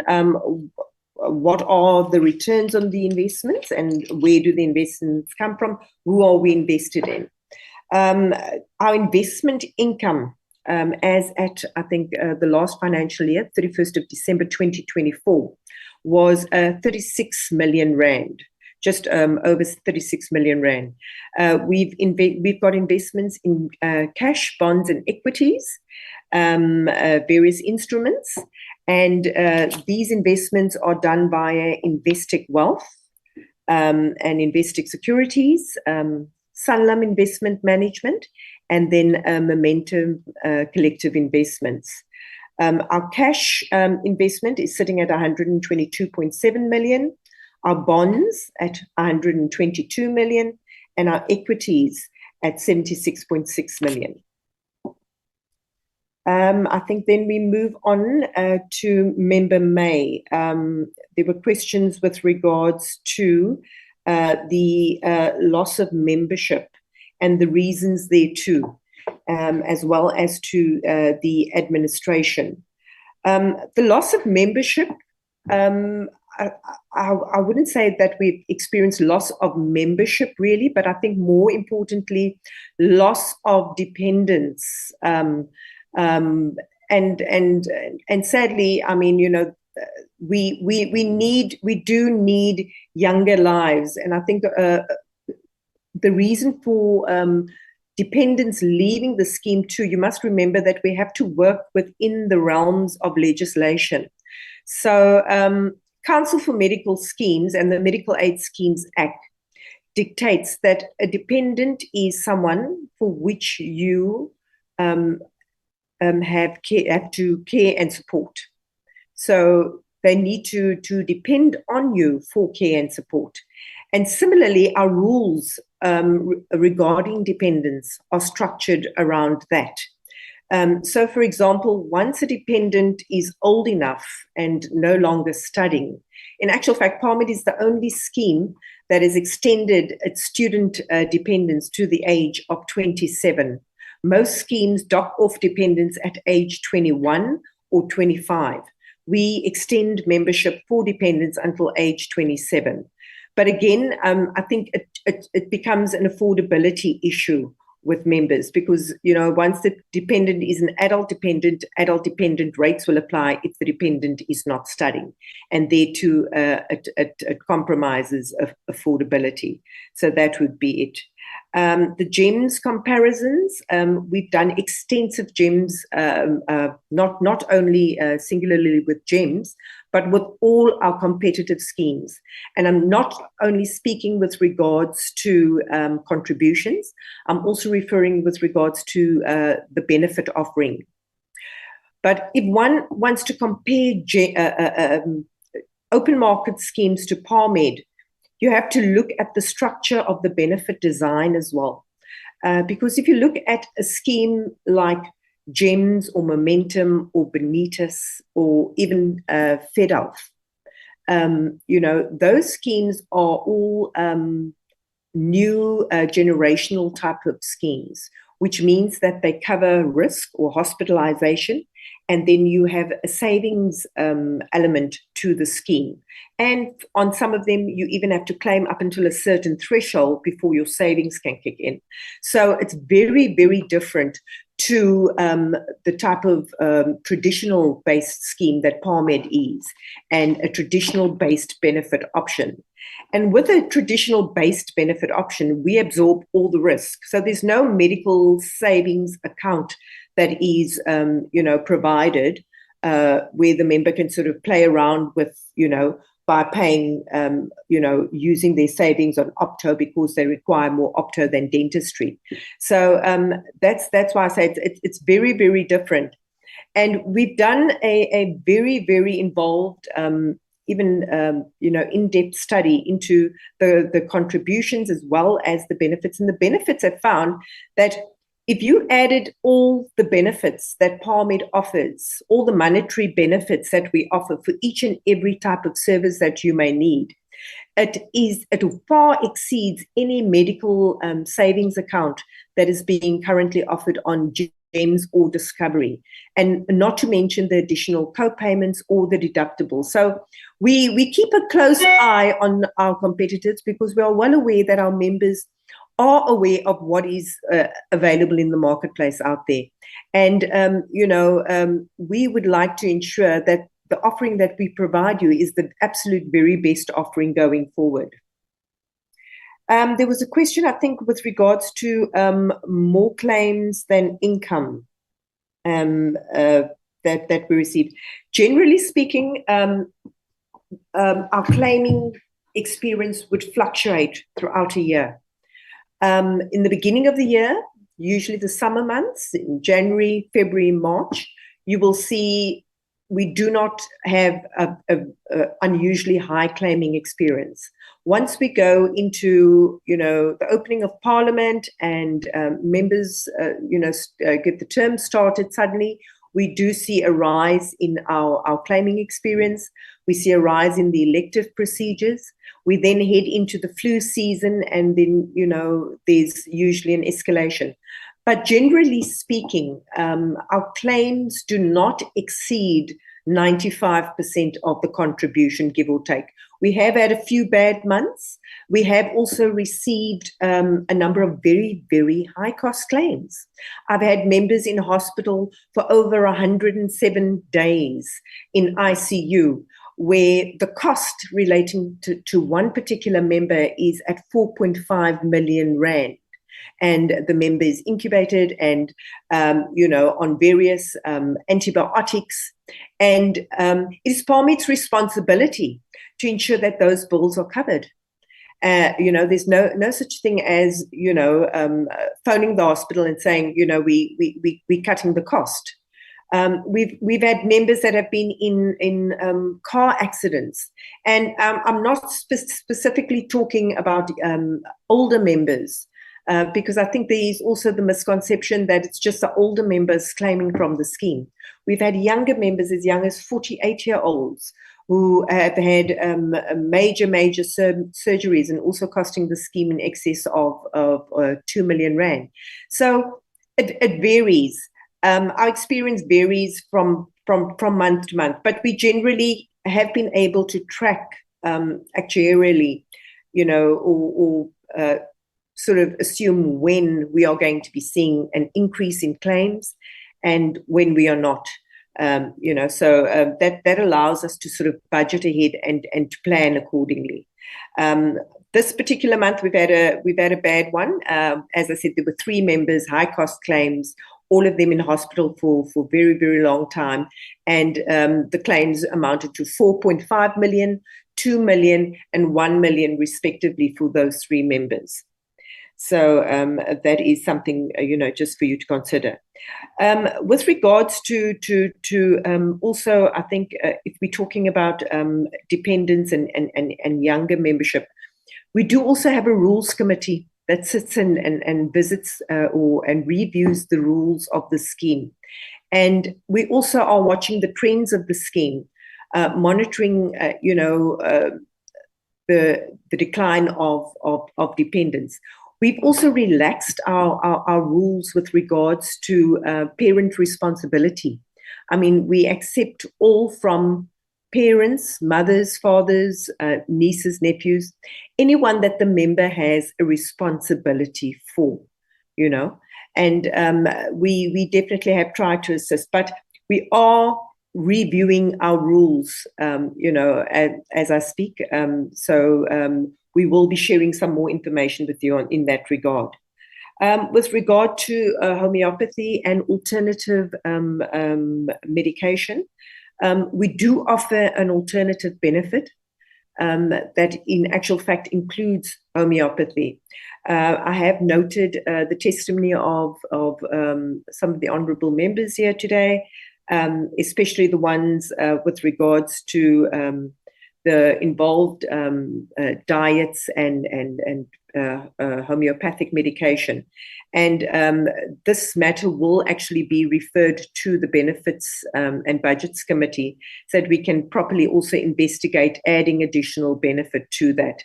Our committee will be meeting again before we actually make a decision or make a recommendation on the way forward in terms of the budgets and benefits contributions for 2026.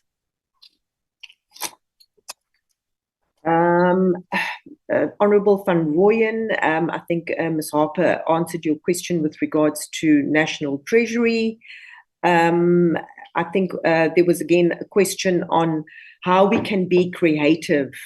Have we taken all of the considerations into consideration? How can we make the scheme a lot more affordable? And how can we increase our options? Again, all of this rests on membership, on expanding the scheme, on good management of the budgets, because there are lots of external factors that we have to, that I don't feel, is visible on a day-to-day basis. For example, we are bound by legislation. We are completely governed by the Medical Aid Schemes Act.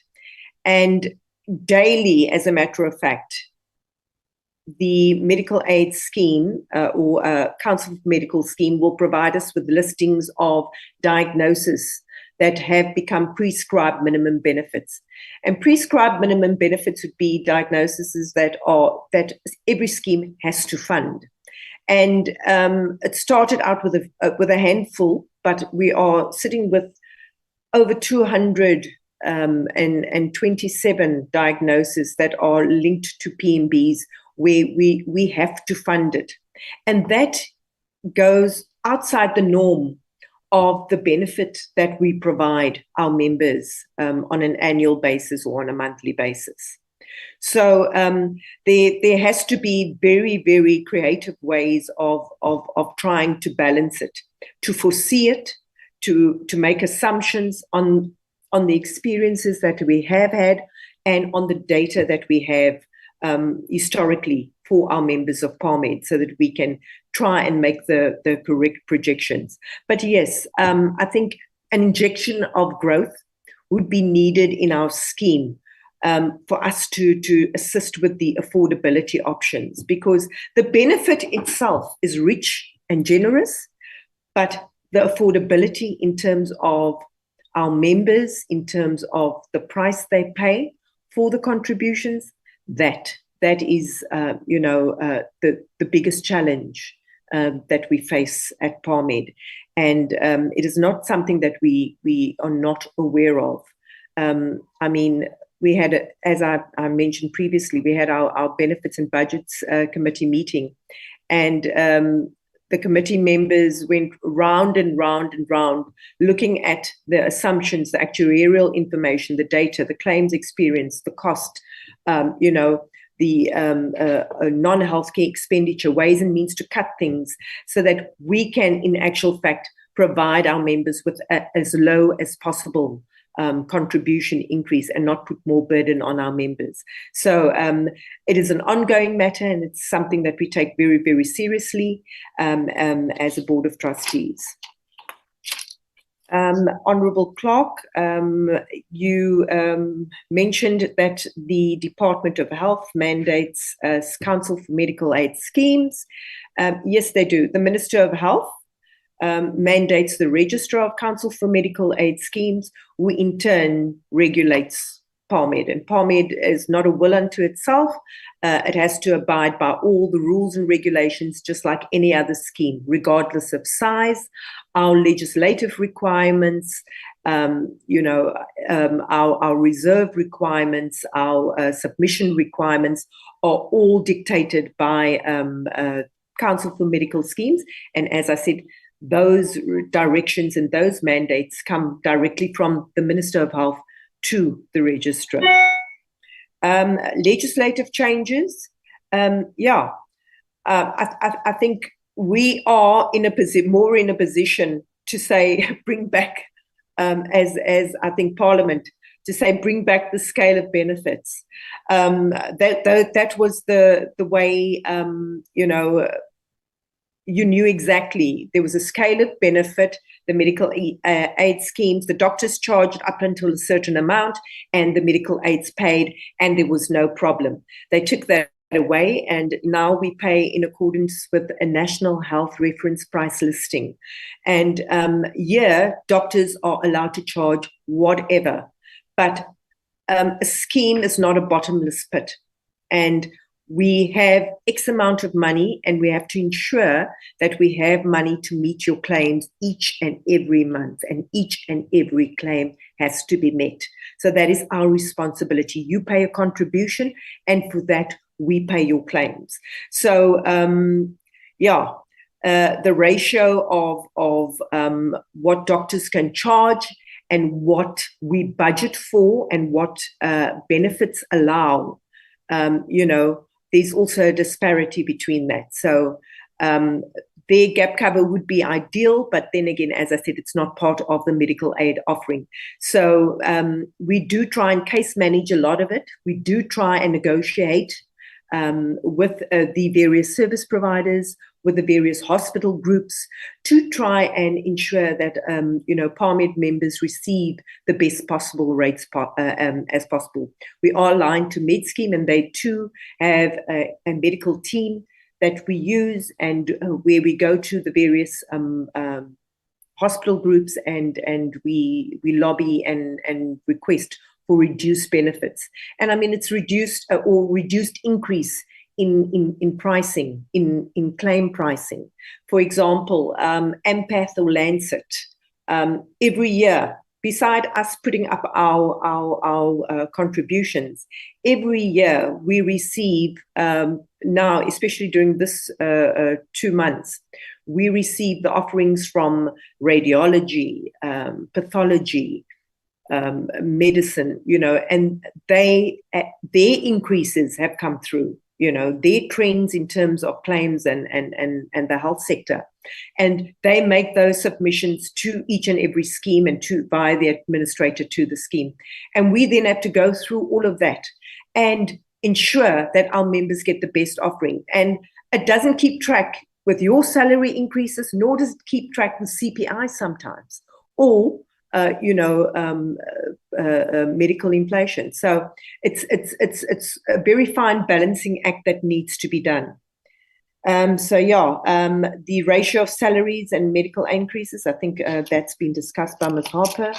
There was another question then from a member Radebe. Thank you for the acknowledgement of the superior service that you've received. We definitely try our best to provide our members with the best care. And for members, I've noted quite a few members that have had, it would seem, a very frustrating experience with Parmed. I would like to provide you, with my details so that we can investigate and see how we can assist you going forward. It's very disconcerting to hear that. Dependents, as I said previously, we are revisiting the position of dependents and acceptance of dependents in our scheme rules as well. And I think I've already touched on the homeopathic aspect of the benefit. And then I think there was a comment also by our chairperson with regards to vitamins not being covered on the scheme. We do cover vitamins there. We do, in actual fact, we have provided a list of it, and I will make sure that this committee is provided with a list of what we pay and what we don't pay for. There's certain components to some vitamins that could be the reason why some of them are excluded. There's nothing, you can just ask and we'll see if we can accommodate and assist you with regards to all of that. I think Member Sawisa, there was a thing with regards to what happens to the benefits that are not used. As I've explained previously, Parmed is a traditional option. So the benefit years runs from 1 January to the 31st of December. And those benefits are then provided to you in that benefit year. If the benefit is not used during that year, it falls away and the benefit is then renewed again in the following year. It's not like a medical savings option where what you don't use is rolled over and carried forward as your medical savings account for the next year. So, excuse me, lots of questions.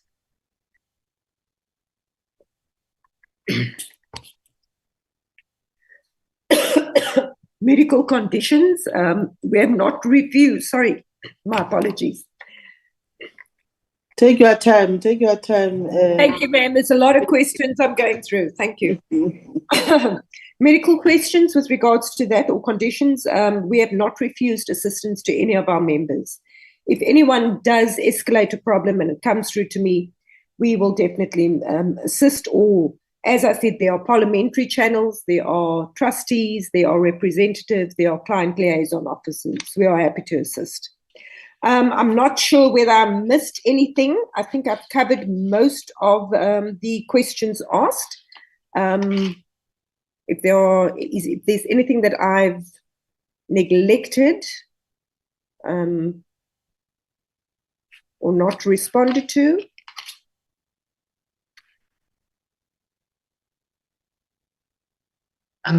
Chairperson, if I may come in, there was a question that Honourable Mkalipi asked right at the end regarding the some of the legislatures have an option to not be members or not. That is indeed the case, Honourable Mkalipi, in terms of the Parmed Act. What happens there is what the Act determines is that it is compulsory for all members of Parliament, but provincial legislatures do have the option to opt in or opt out, but it cannot be for single members. It must either be the whole legislature or not, and it must be done by means of a resolution in the House. That is how the Act currently stands. Chairperson, I think we have covered all the questions as far as I can see. But if you will allow me, if I could also perhaps ask one of our board members, my deputy chair, Mr. Peter Hendrickse, if he would also just like to add, having been a member of the Board of Trustees for many years and also a former member of Parliament and a member of Parmed, if that is in order with you, Chair. That is in order, Chairperson. Good morning, Chairperson. Good morning, Dr. Latry. Thank you so much for this opportunity. Can I congratulate Parliament, first of all, for engaging Parmed. I think it's long overdue, and I look forward to us interacting more often on these matters that affect our members. Can I just emphasize one or two points, Chairperson? Parmed belongs to the members. We are not owned by anybody else. And members elect 11 members, 11 trustees, 4 from Parliament, 4 continuation members, 2 from the provinces, and 1 from the judiciary. So we are there to act always in the interest of our members. And as the principal officer has said, that if members have any problems, please contact your trustee or contact the principal officer directly, particularly if it's of a sensitive matter. Can I also just add one thing there with regard to our investment income? It is used oftentimes to subsidize our members' premiums. We take some of the money so that we can keep our premiums as low as possible. And then just one other thing, Chairperson, every year in June, usually in June, we have our AGM. And I'd like to encourage members to attend. We oftentimes have to look for a quorum of 22 members out of 2,500 members for our AGM in June. So just that, Chairperson. Thank you so much again. Thank you.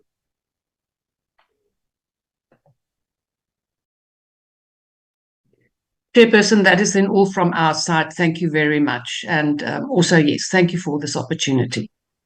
Thank you, Chairperson, and thanks, Mr. Hendricks. Thanks very much for the presentation. I'm going to allow the Chairperson of the NCOP, Honorable Kifile Mutseling, to say something. Honorable Kifile Mutseling, the Chairperson of the NCOP, if there is anything before we release them. I don't see her on the platform. Okay. No, it's okay. I don't see her on the platform. I think now we will release the permit, as we will now be continuing with our program as the committee.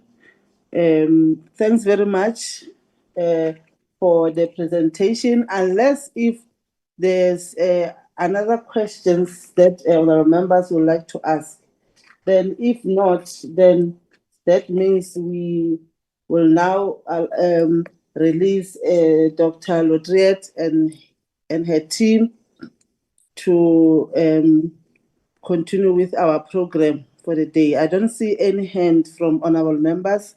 That means, Doctor, you were able to respond to all the questions from the honorable members. So thanks very much for your availability in this today's meeting, and it's very much important. And we also appreciate that, though it was been long, that we wanted to get clarity and get information regarding to the operation of the permit, and you were able to avail yourselves. And we also apologize for last night inconvenience that we had to reschedule this meeting to be a visual setup. So I think we also wanted to apologize for that, for inconvenience, but I believe that it has also worked for you. And thanks very much for you and your team. Can we now give you at least 5 minutes when you log out, and so that we can stay with our team, our members, so that we continue with our program for the day. Thank you very much, Chair. Thank you. Honorable Kanyani, can I now hand over to you, my co-chair? Thank you.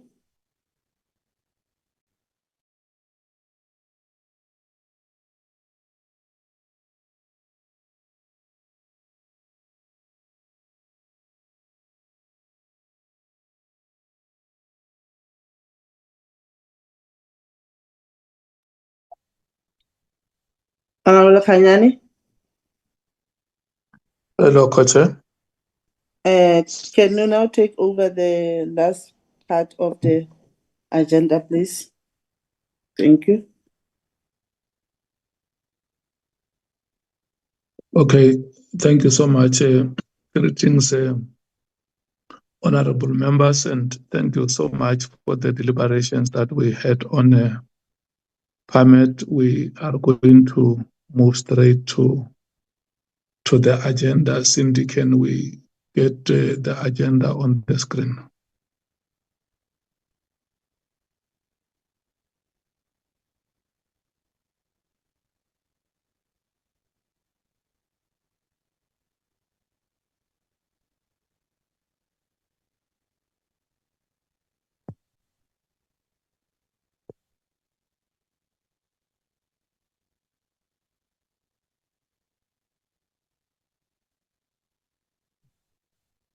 Is it visible to you, Chair?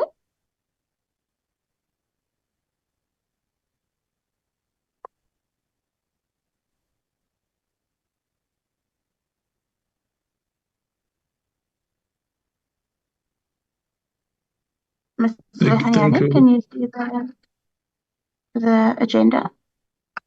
Yes, thank you, Cindy. The next item is the consideration of the program for the third term.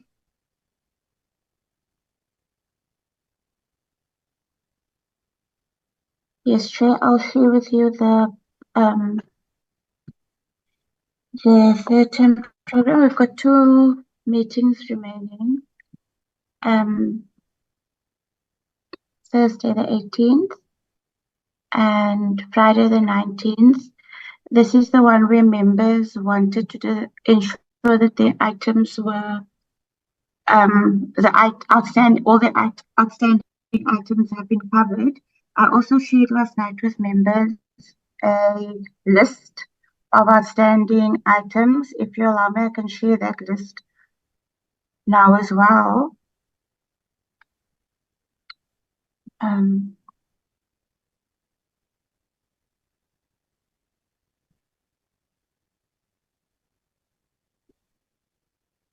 I know this is going to be a very short term.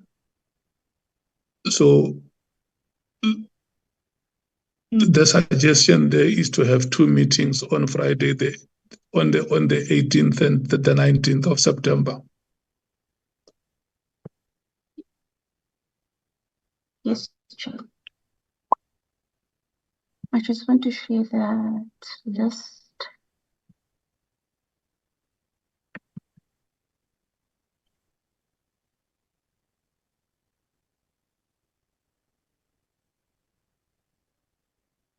This is the list of the outstanding issues. Some of these issues, Chair, have been communicated previously with the office of the Secretary, and we are still waiting responses. So I've included those issues in here as well.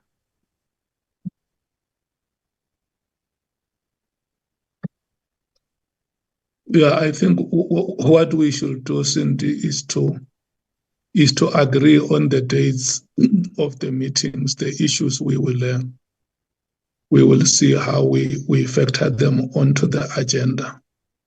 Because I don't think we can sit here and discuss what the agenda of those 2 meetings must be. What will be important is to check with the members whether the members want to confirm the 2 meetings now, or they just want us to table the proposal of the 18th and the 19th and maybe give them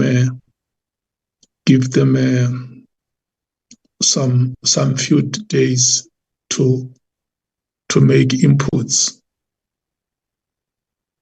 on whether those dates are feasible. Also, yeah, because members are serving in many committees, and this committee has been meeting very frequently. I don't think there is any member who can complain that we don't have meetings. We have met very frequently, and all the compliance issues all the compliance matters that the committee had to deal with, we have dealt with them. I think it will only be fair, especially on a Friday like this one, to say to members, there is a proposal that we the next meeting must happen on the 18th and the 19th. Let's go and look at that and get the feedback of the members whether that suits your schedules. Can I get the views of the members on this one? I see Honorable Dagmo, Honorable Suisa, Honorable Mbaba. Can I check if we still have further hands before I close the list?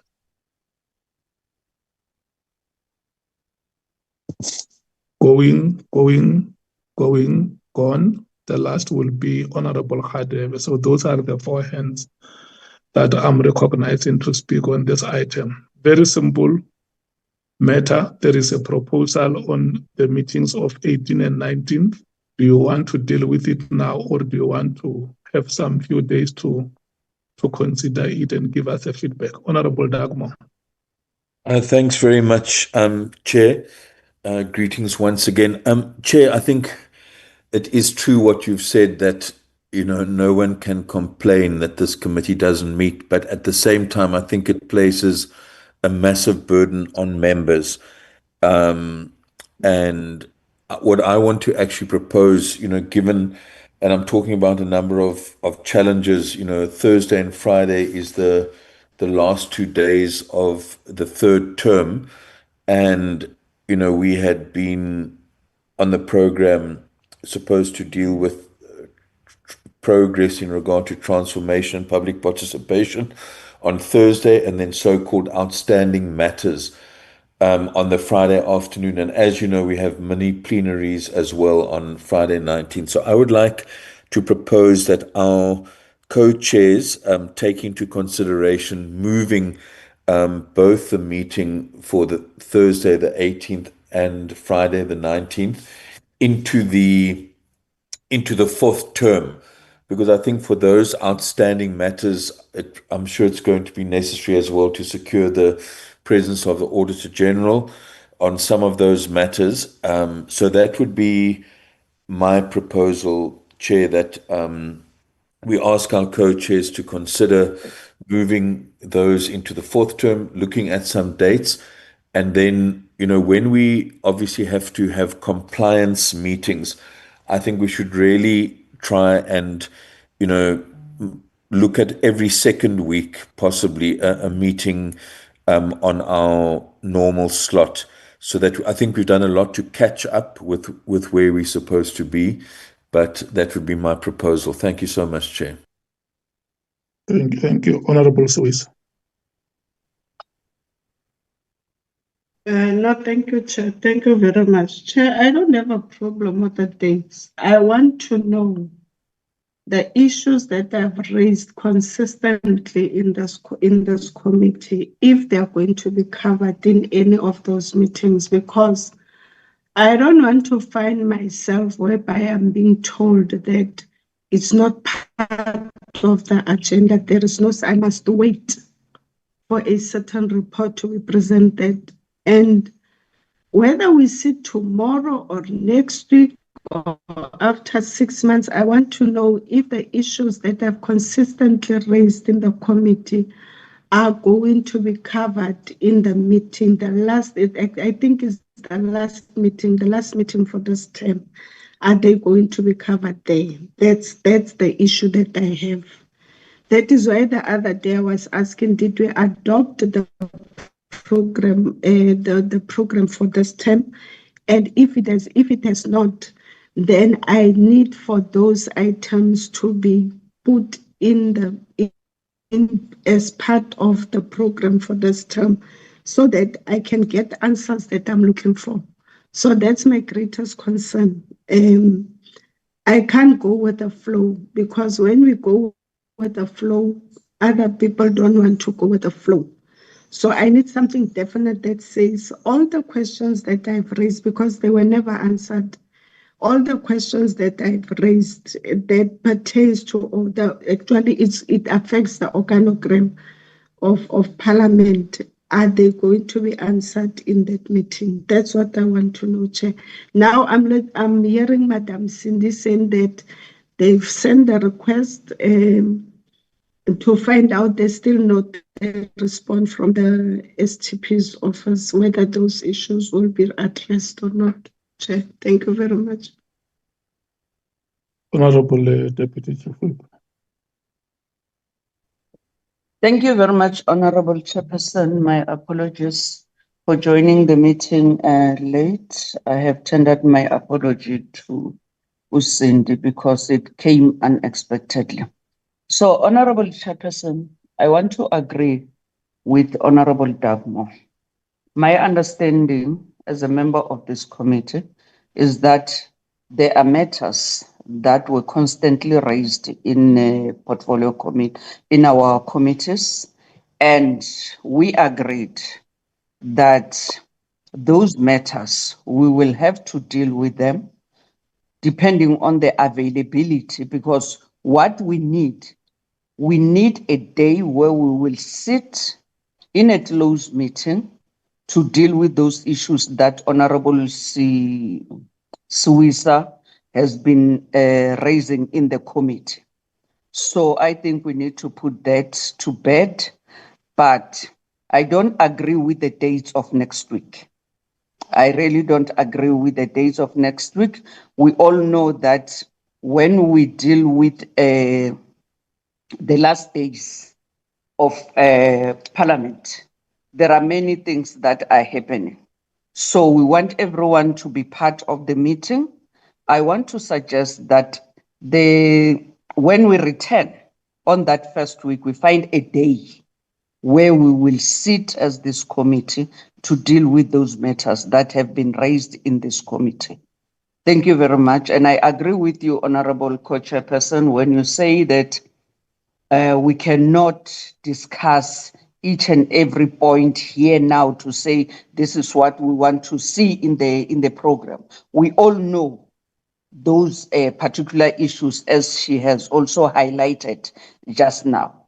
So I'm proposing that when we return in the fourth quarter, let's start with that meeting, so that we give them enough time, we give Parliament enough time to prepare, as Cindy has already indicated that she hasn't received any report. So we don't want to pressurize people to say, we want this now, let's allow them to deal with this. The first week when we return, let's have that meeting. Thank you very much, Honorable Chair.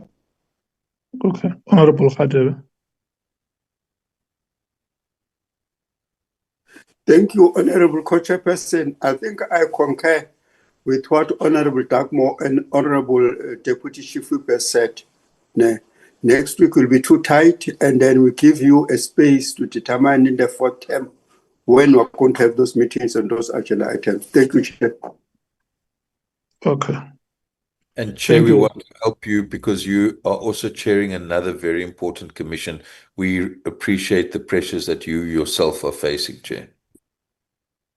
Okay, thank you so much, honorable members. The four hands that have been noted have spoken.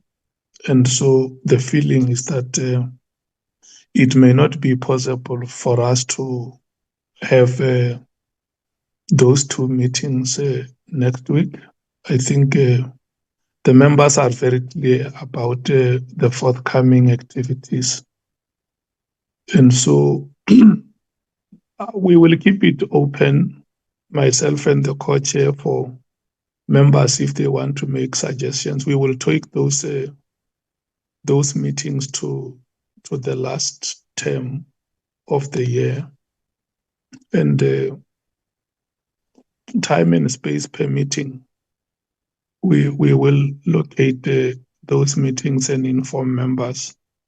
I think what we will go and do before the fourth term starts will be to look at the proposal of the program of the fourth term, how many meetings may be possible, and which may be the possible dates for those meetings.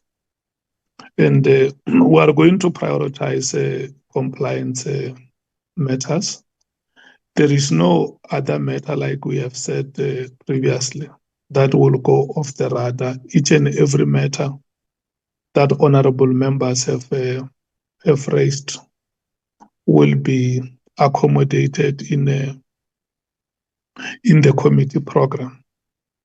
Firstly, starting with the compliance matters and any other immediate matter that the committee members may want us to deal with. Members would remember that at times when we had to deal with issues, there were certain immediate issues that they requested. I mean, for instance, one of them was the meeting with Public Works. You would know that we have not even met them once. We met them and we had to reschedule another date.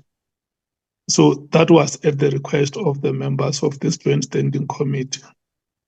And members have also requested meetings from administration on the restoration program, which separate meetings were called for administration to come and brief the committee on the restoration program. So members must take cognizance of that where requests have been made for immediate issues to be put on the agenda, the committee has done so.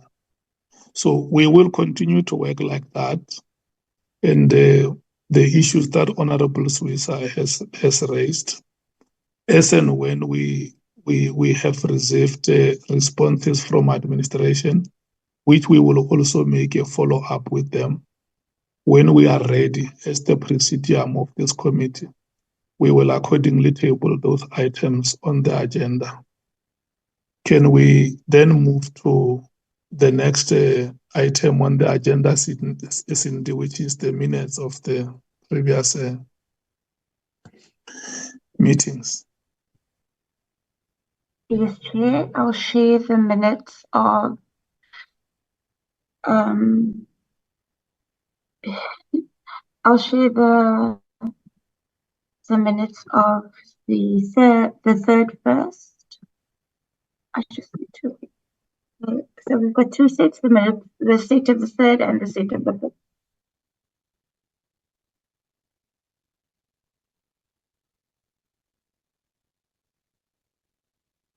The 3rd of September.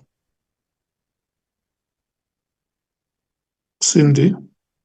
Yes, Chair. Yeah. Can you see them? Yes, page one. Page one, honourable members, is the list of attendance. True.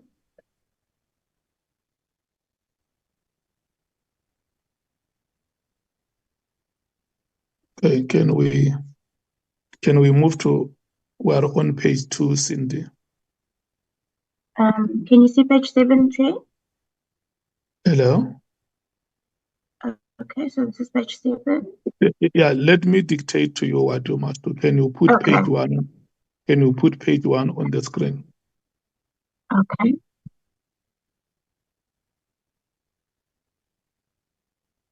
Okay. If members have any matter to raise on page 1, they can raise a hand or just shout. We will recognize them. Can we move to page 2?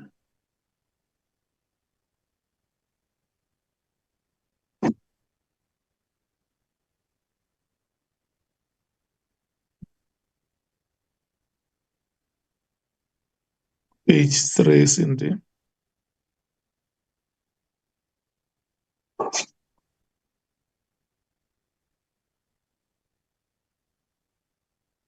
Then we go to page 4.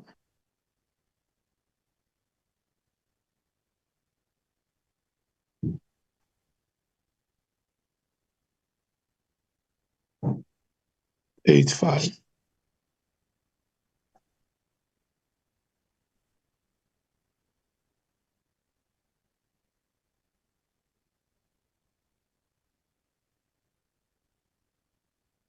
Page 6.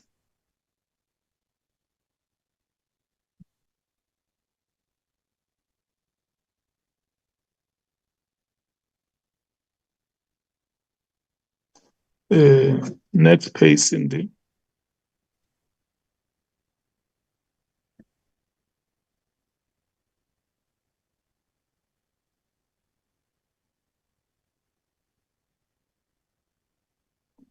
Yes, we can move ahead.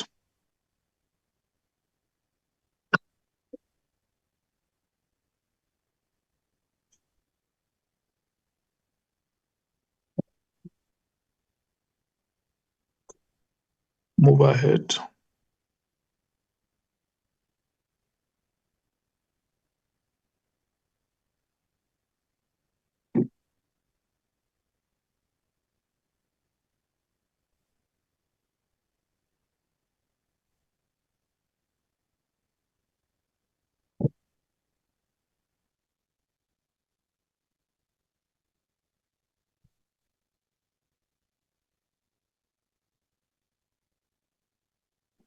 Next page.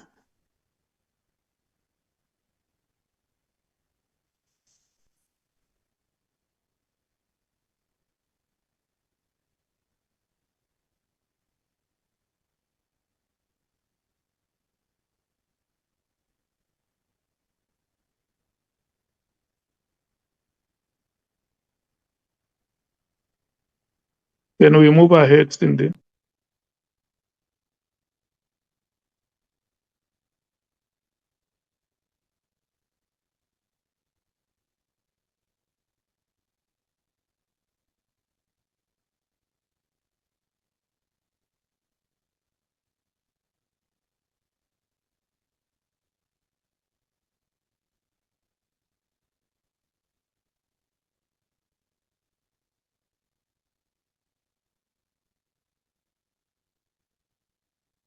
Let's move ahead, Cindy.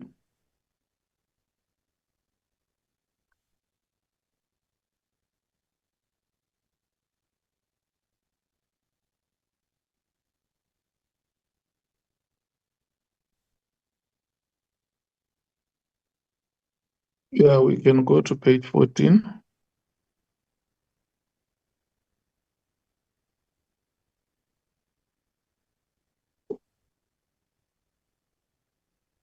Page 15.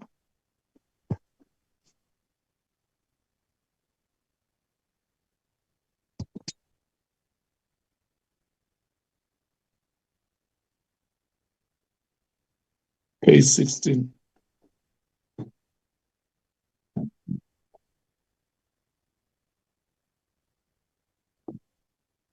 Page 17.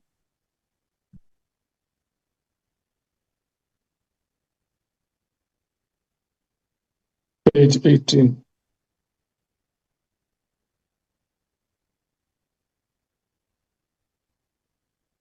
Page 19. This is the last page. Yes, Chair. Honorable members, the minutes of the 3rd of September have been presented. Is there any mover for the adoption of the minutes? Honorable Cameron. Thank you, Chair. I'd like to move adoption, and I so do. Thank you so much. Any seconder?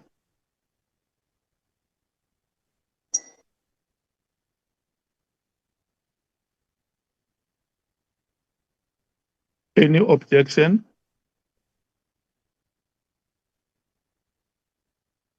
The minutes are adopted. Thank you so much. Adopted. Okay. Thank you, Honorable Nilmay. Cindy? Yes, Chair. This is our minutes of the 5th. There? Of the 5th of September, Chair. I can't hear you, Cindy. Sorry, Chair. It's our minutes of the 5th of September. Yeah, 5 September. Yes. We are on page 1.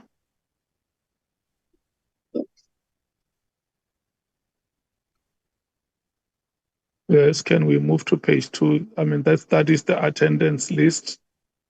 Yes, Yeah. page 2. Page 3.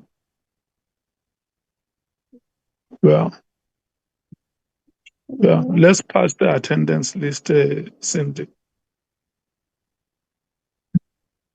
Okay. The the page on the summary of outcomes.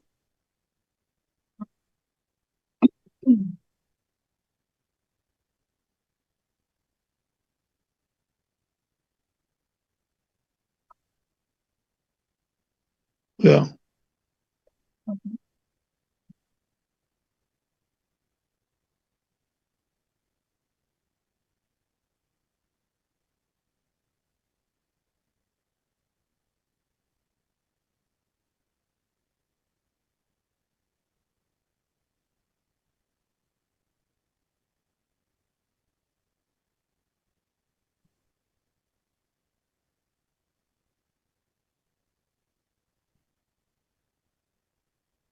Let's move to page 11.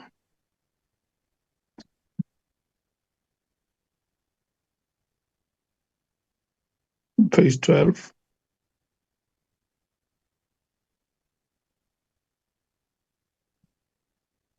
Thirteen,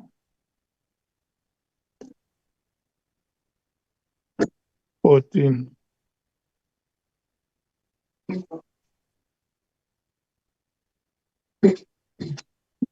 15,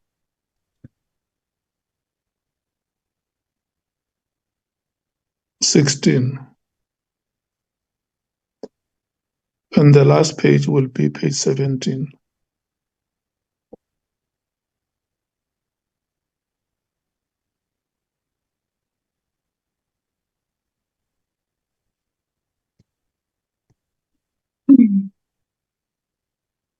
Honorable members, the minutes of the 5th of September have been presented before you. Honorable Khade. Chairperson, can I please get the attendance? The attendance block there. Yeah. All right. I want to see. Oh, all right. No, it's properly covered. No, it's properly covered. Thank you. You are not there. I was not there, but the apology was provided. P20, the engagement. Yeah, no. That one was recorded. Chairperson, as those who are in the meeting, I move. I'm going to wait for you, Honorable Ndlovu, to second, because you were part of the presidium. Can we get an honorable member who was not chairing to move for adoption?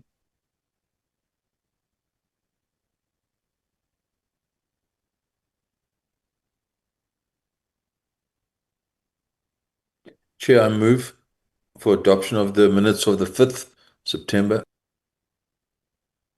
Okay, thank you so much. Is the Honorable Ndlovu, do you want to?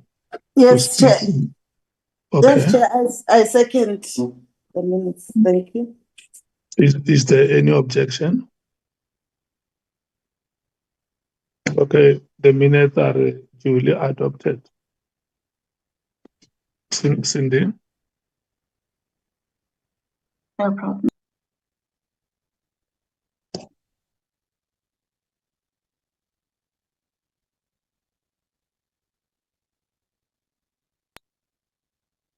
That was our last item, Chair. Shall I share the agenda again? Hello? Would you like me to share the agenda again? That was our last item. That was the last item, yes.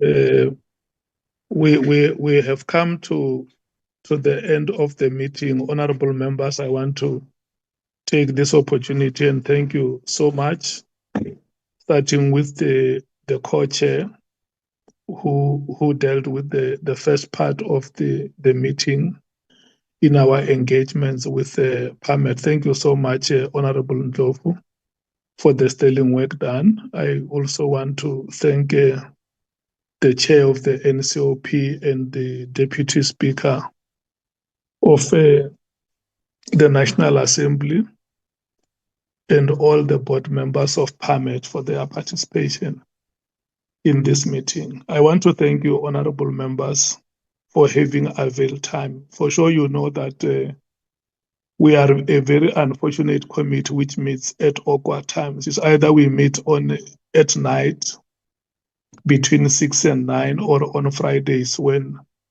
everybody is leaving Cape Town, and we have to sit and do justice to the work of the committee. And I want to thank you very much for your overall commitment and your dedication to the work of this committee. The meeting, or before I close the meeting, I must also thank Cindy for your coordination. We want to thank you so much and appreciate your efforts.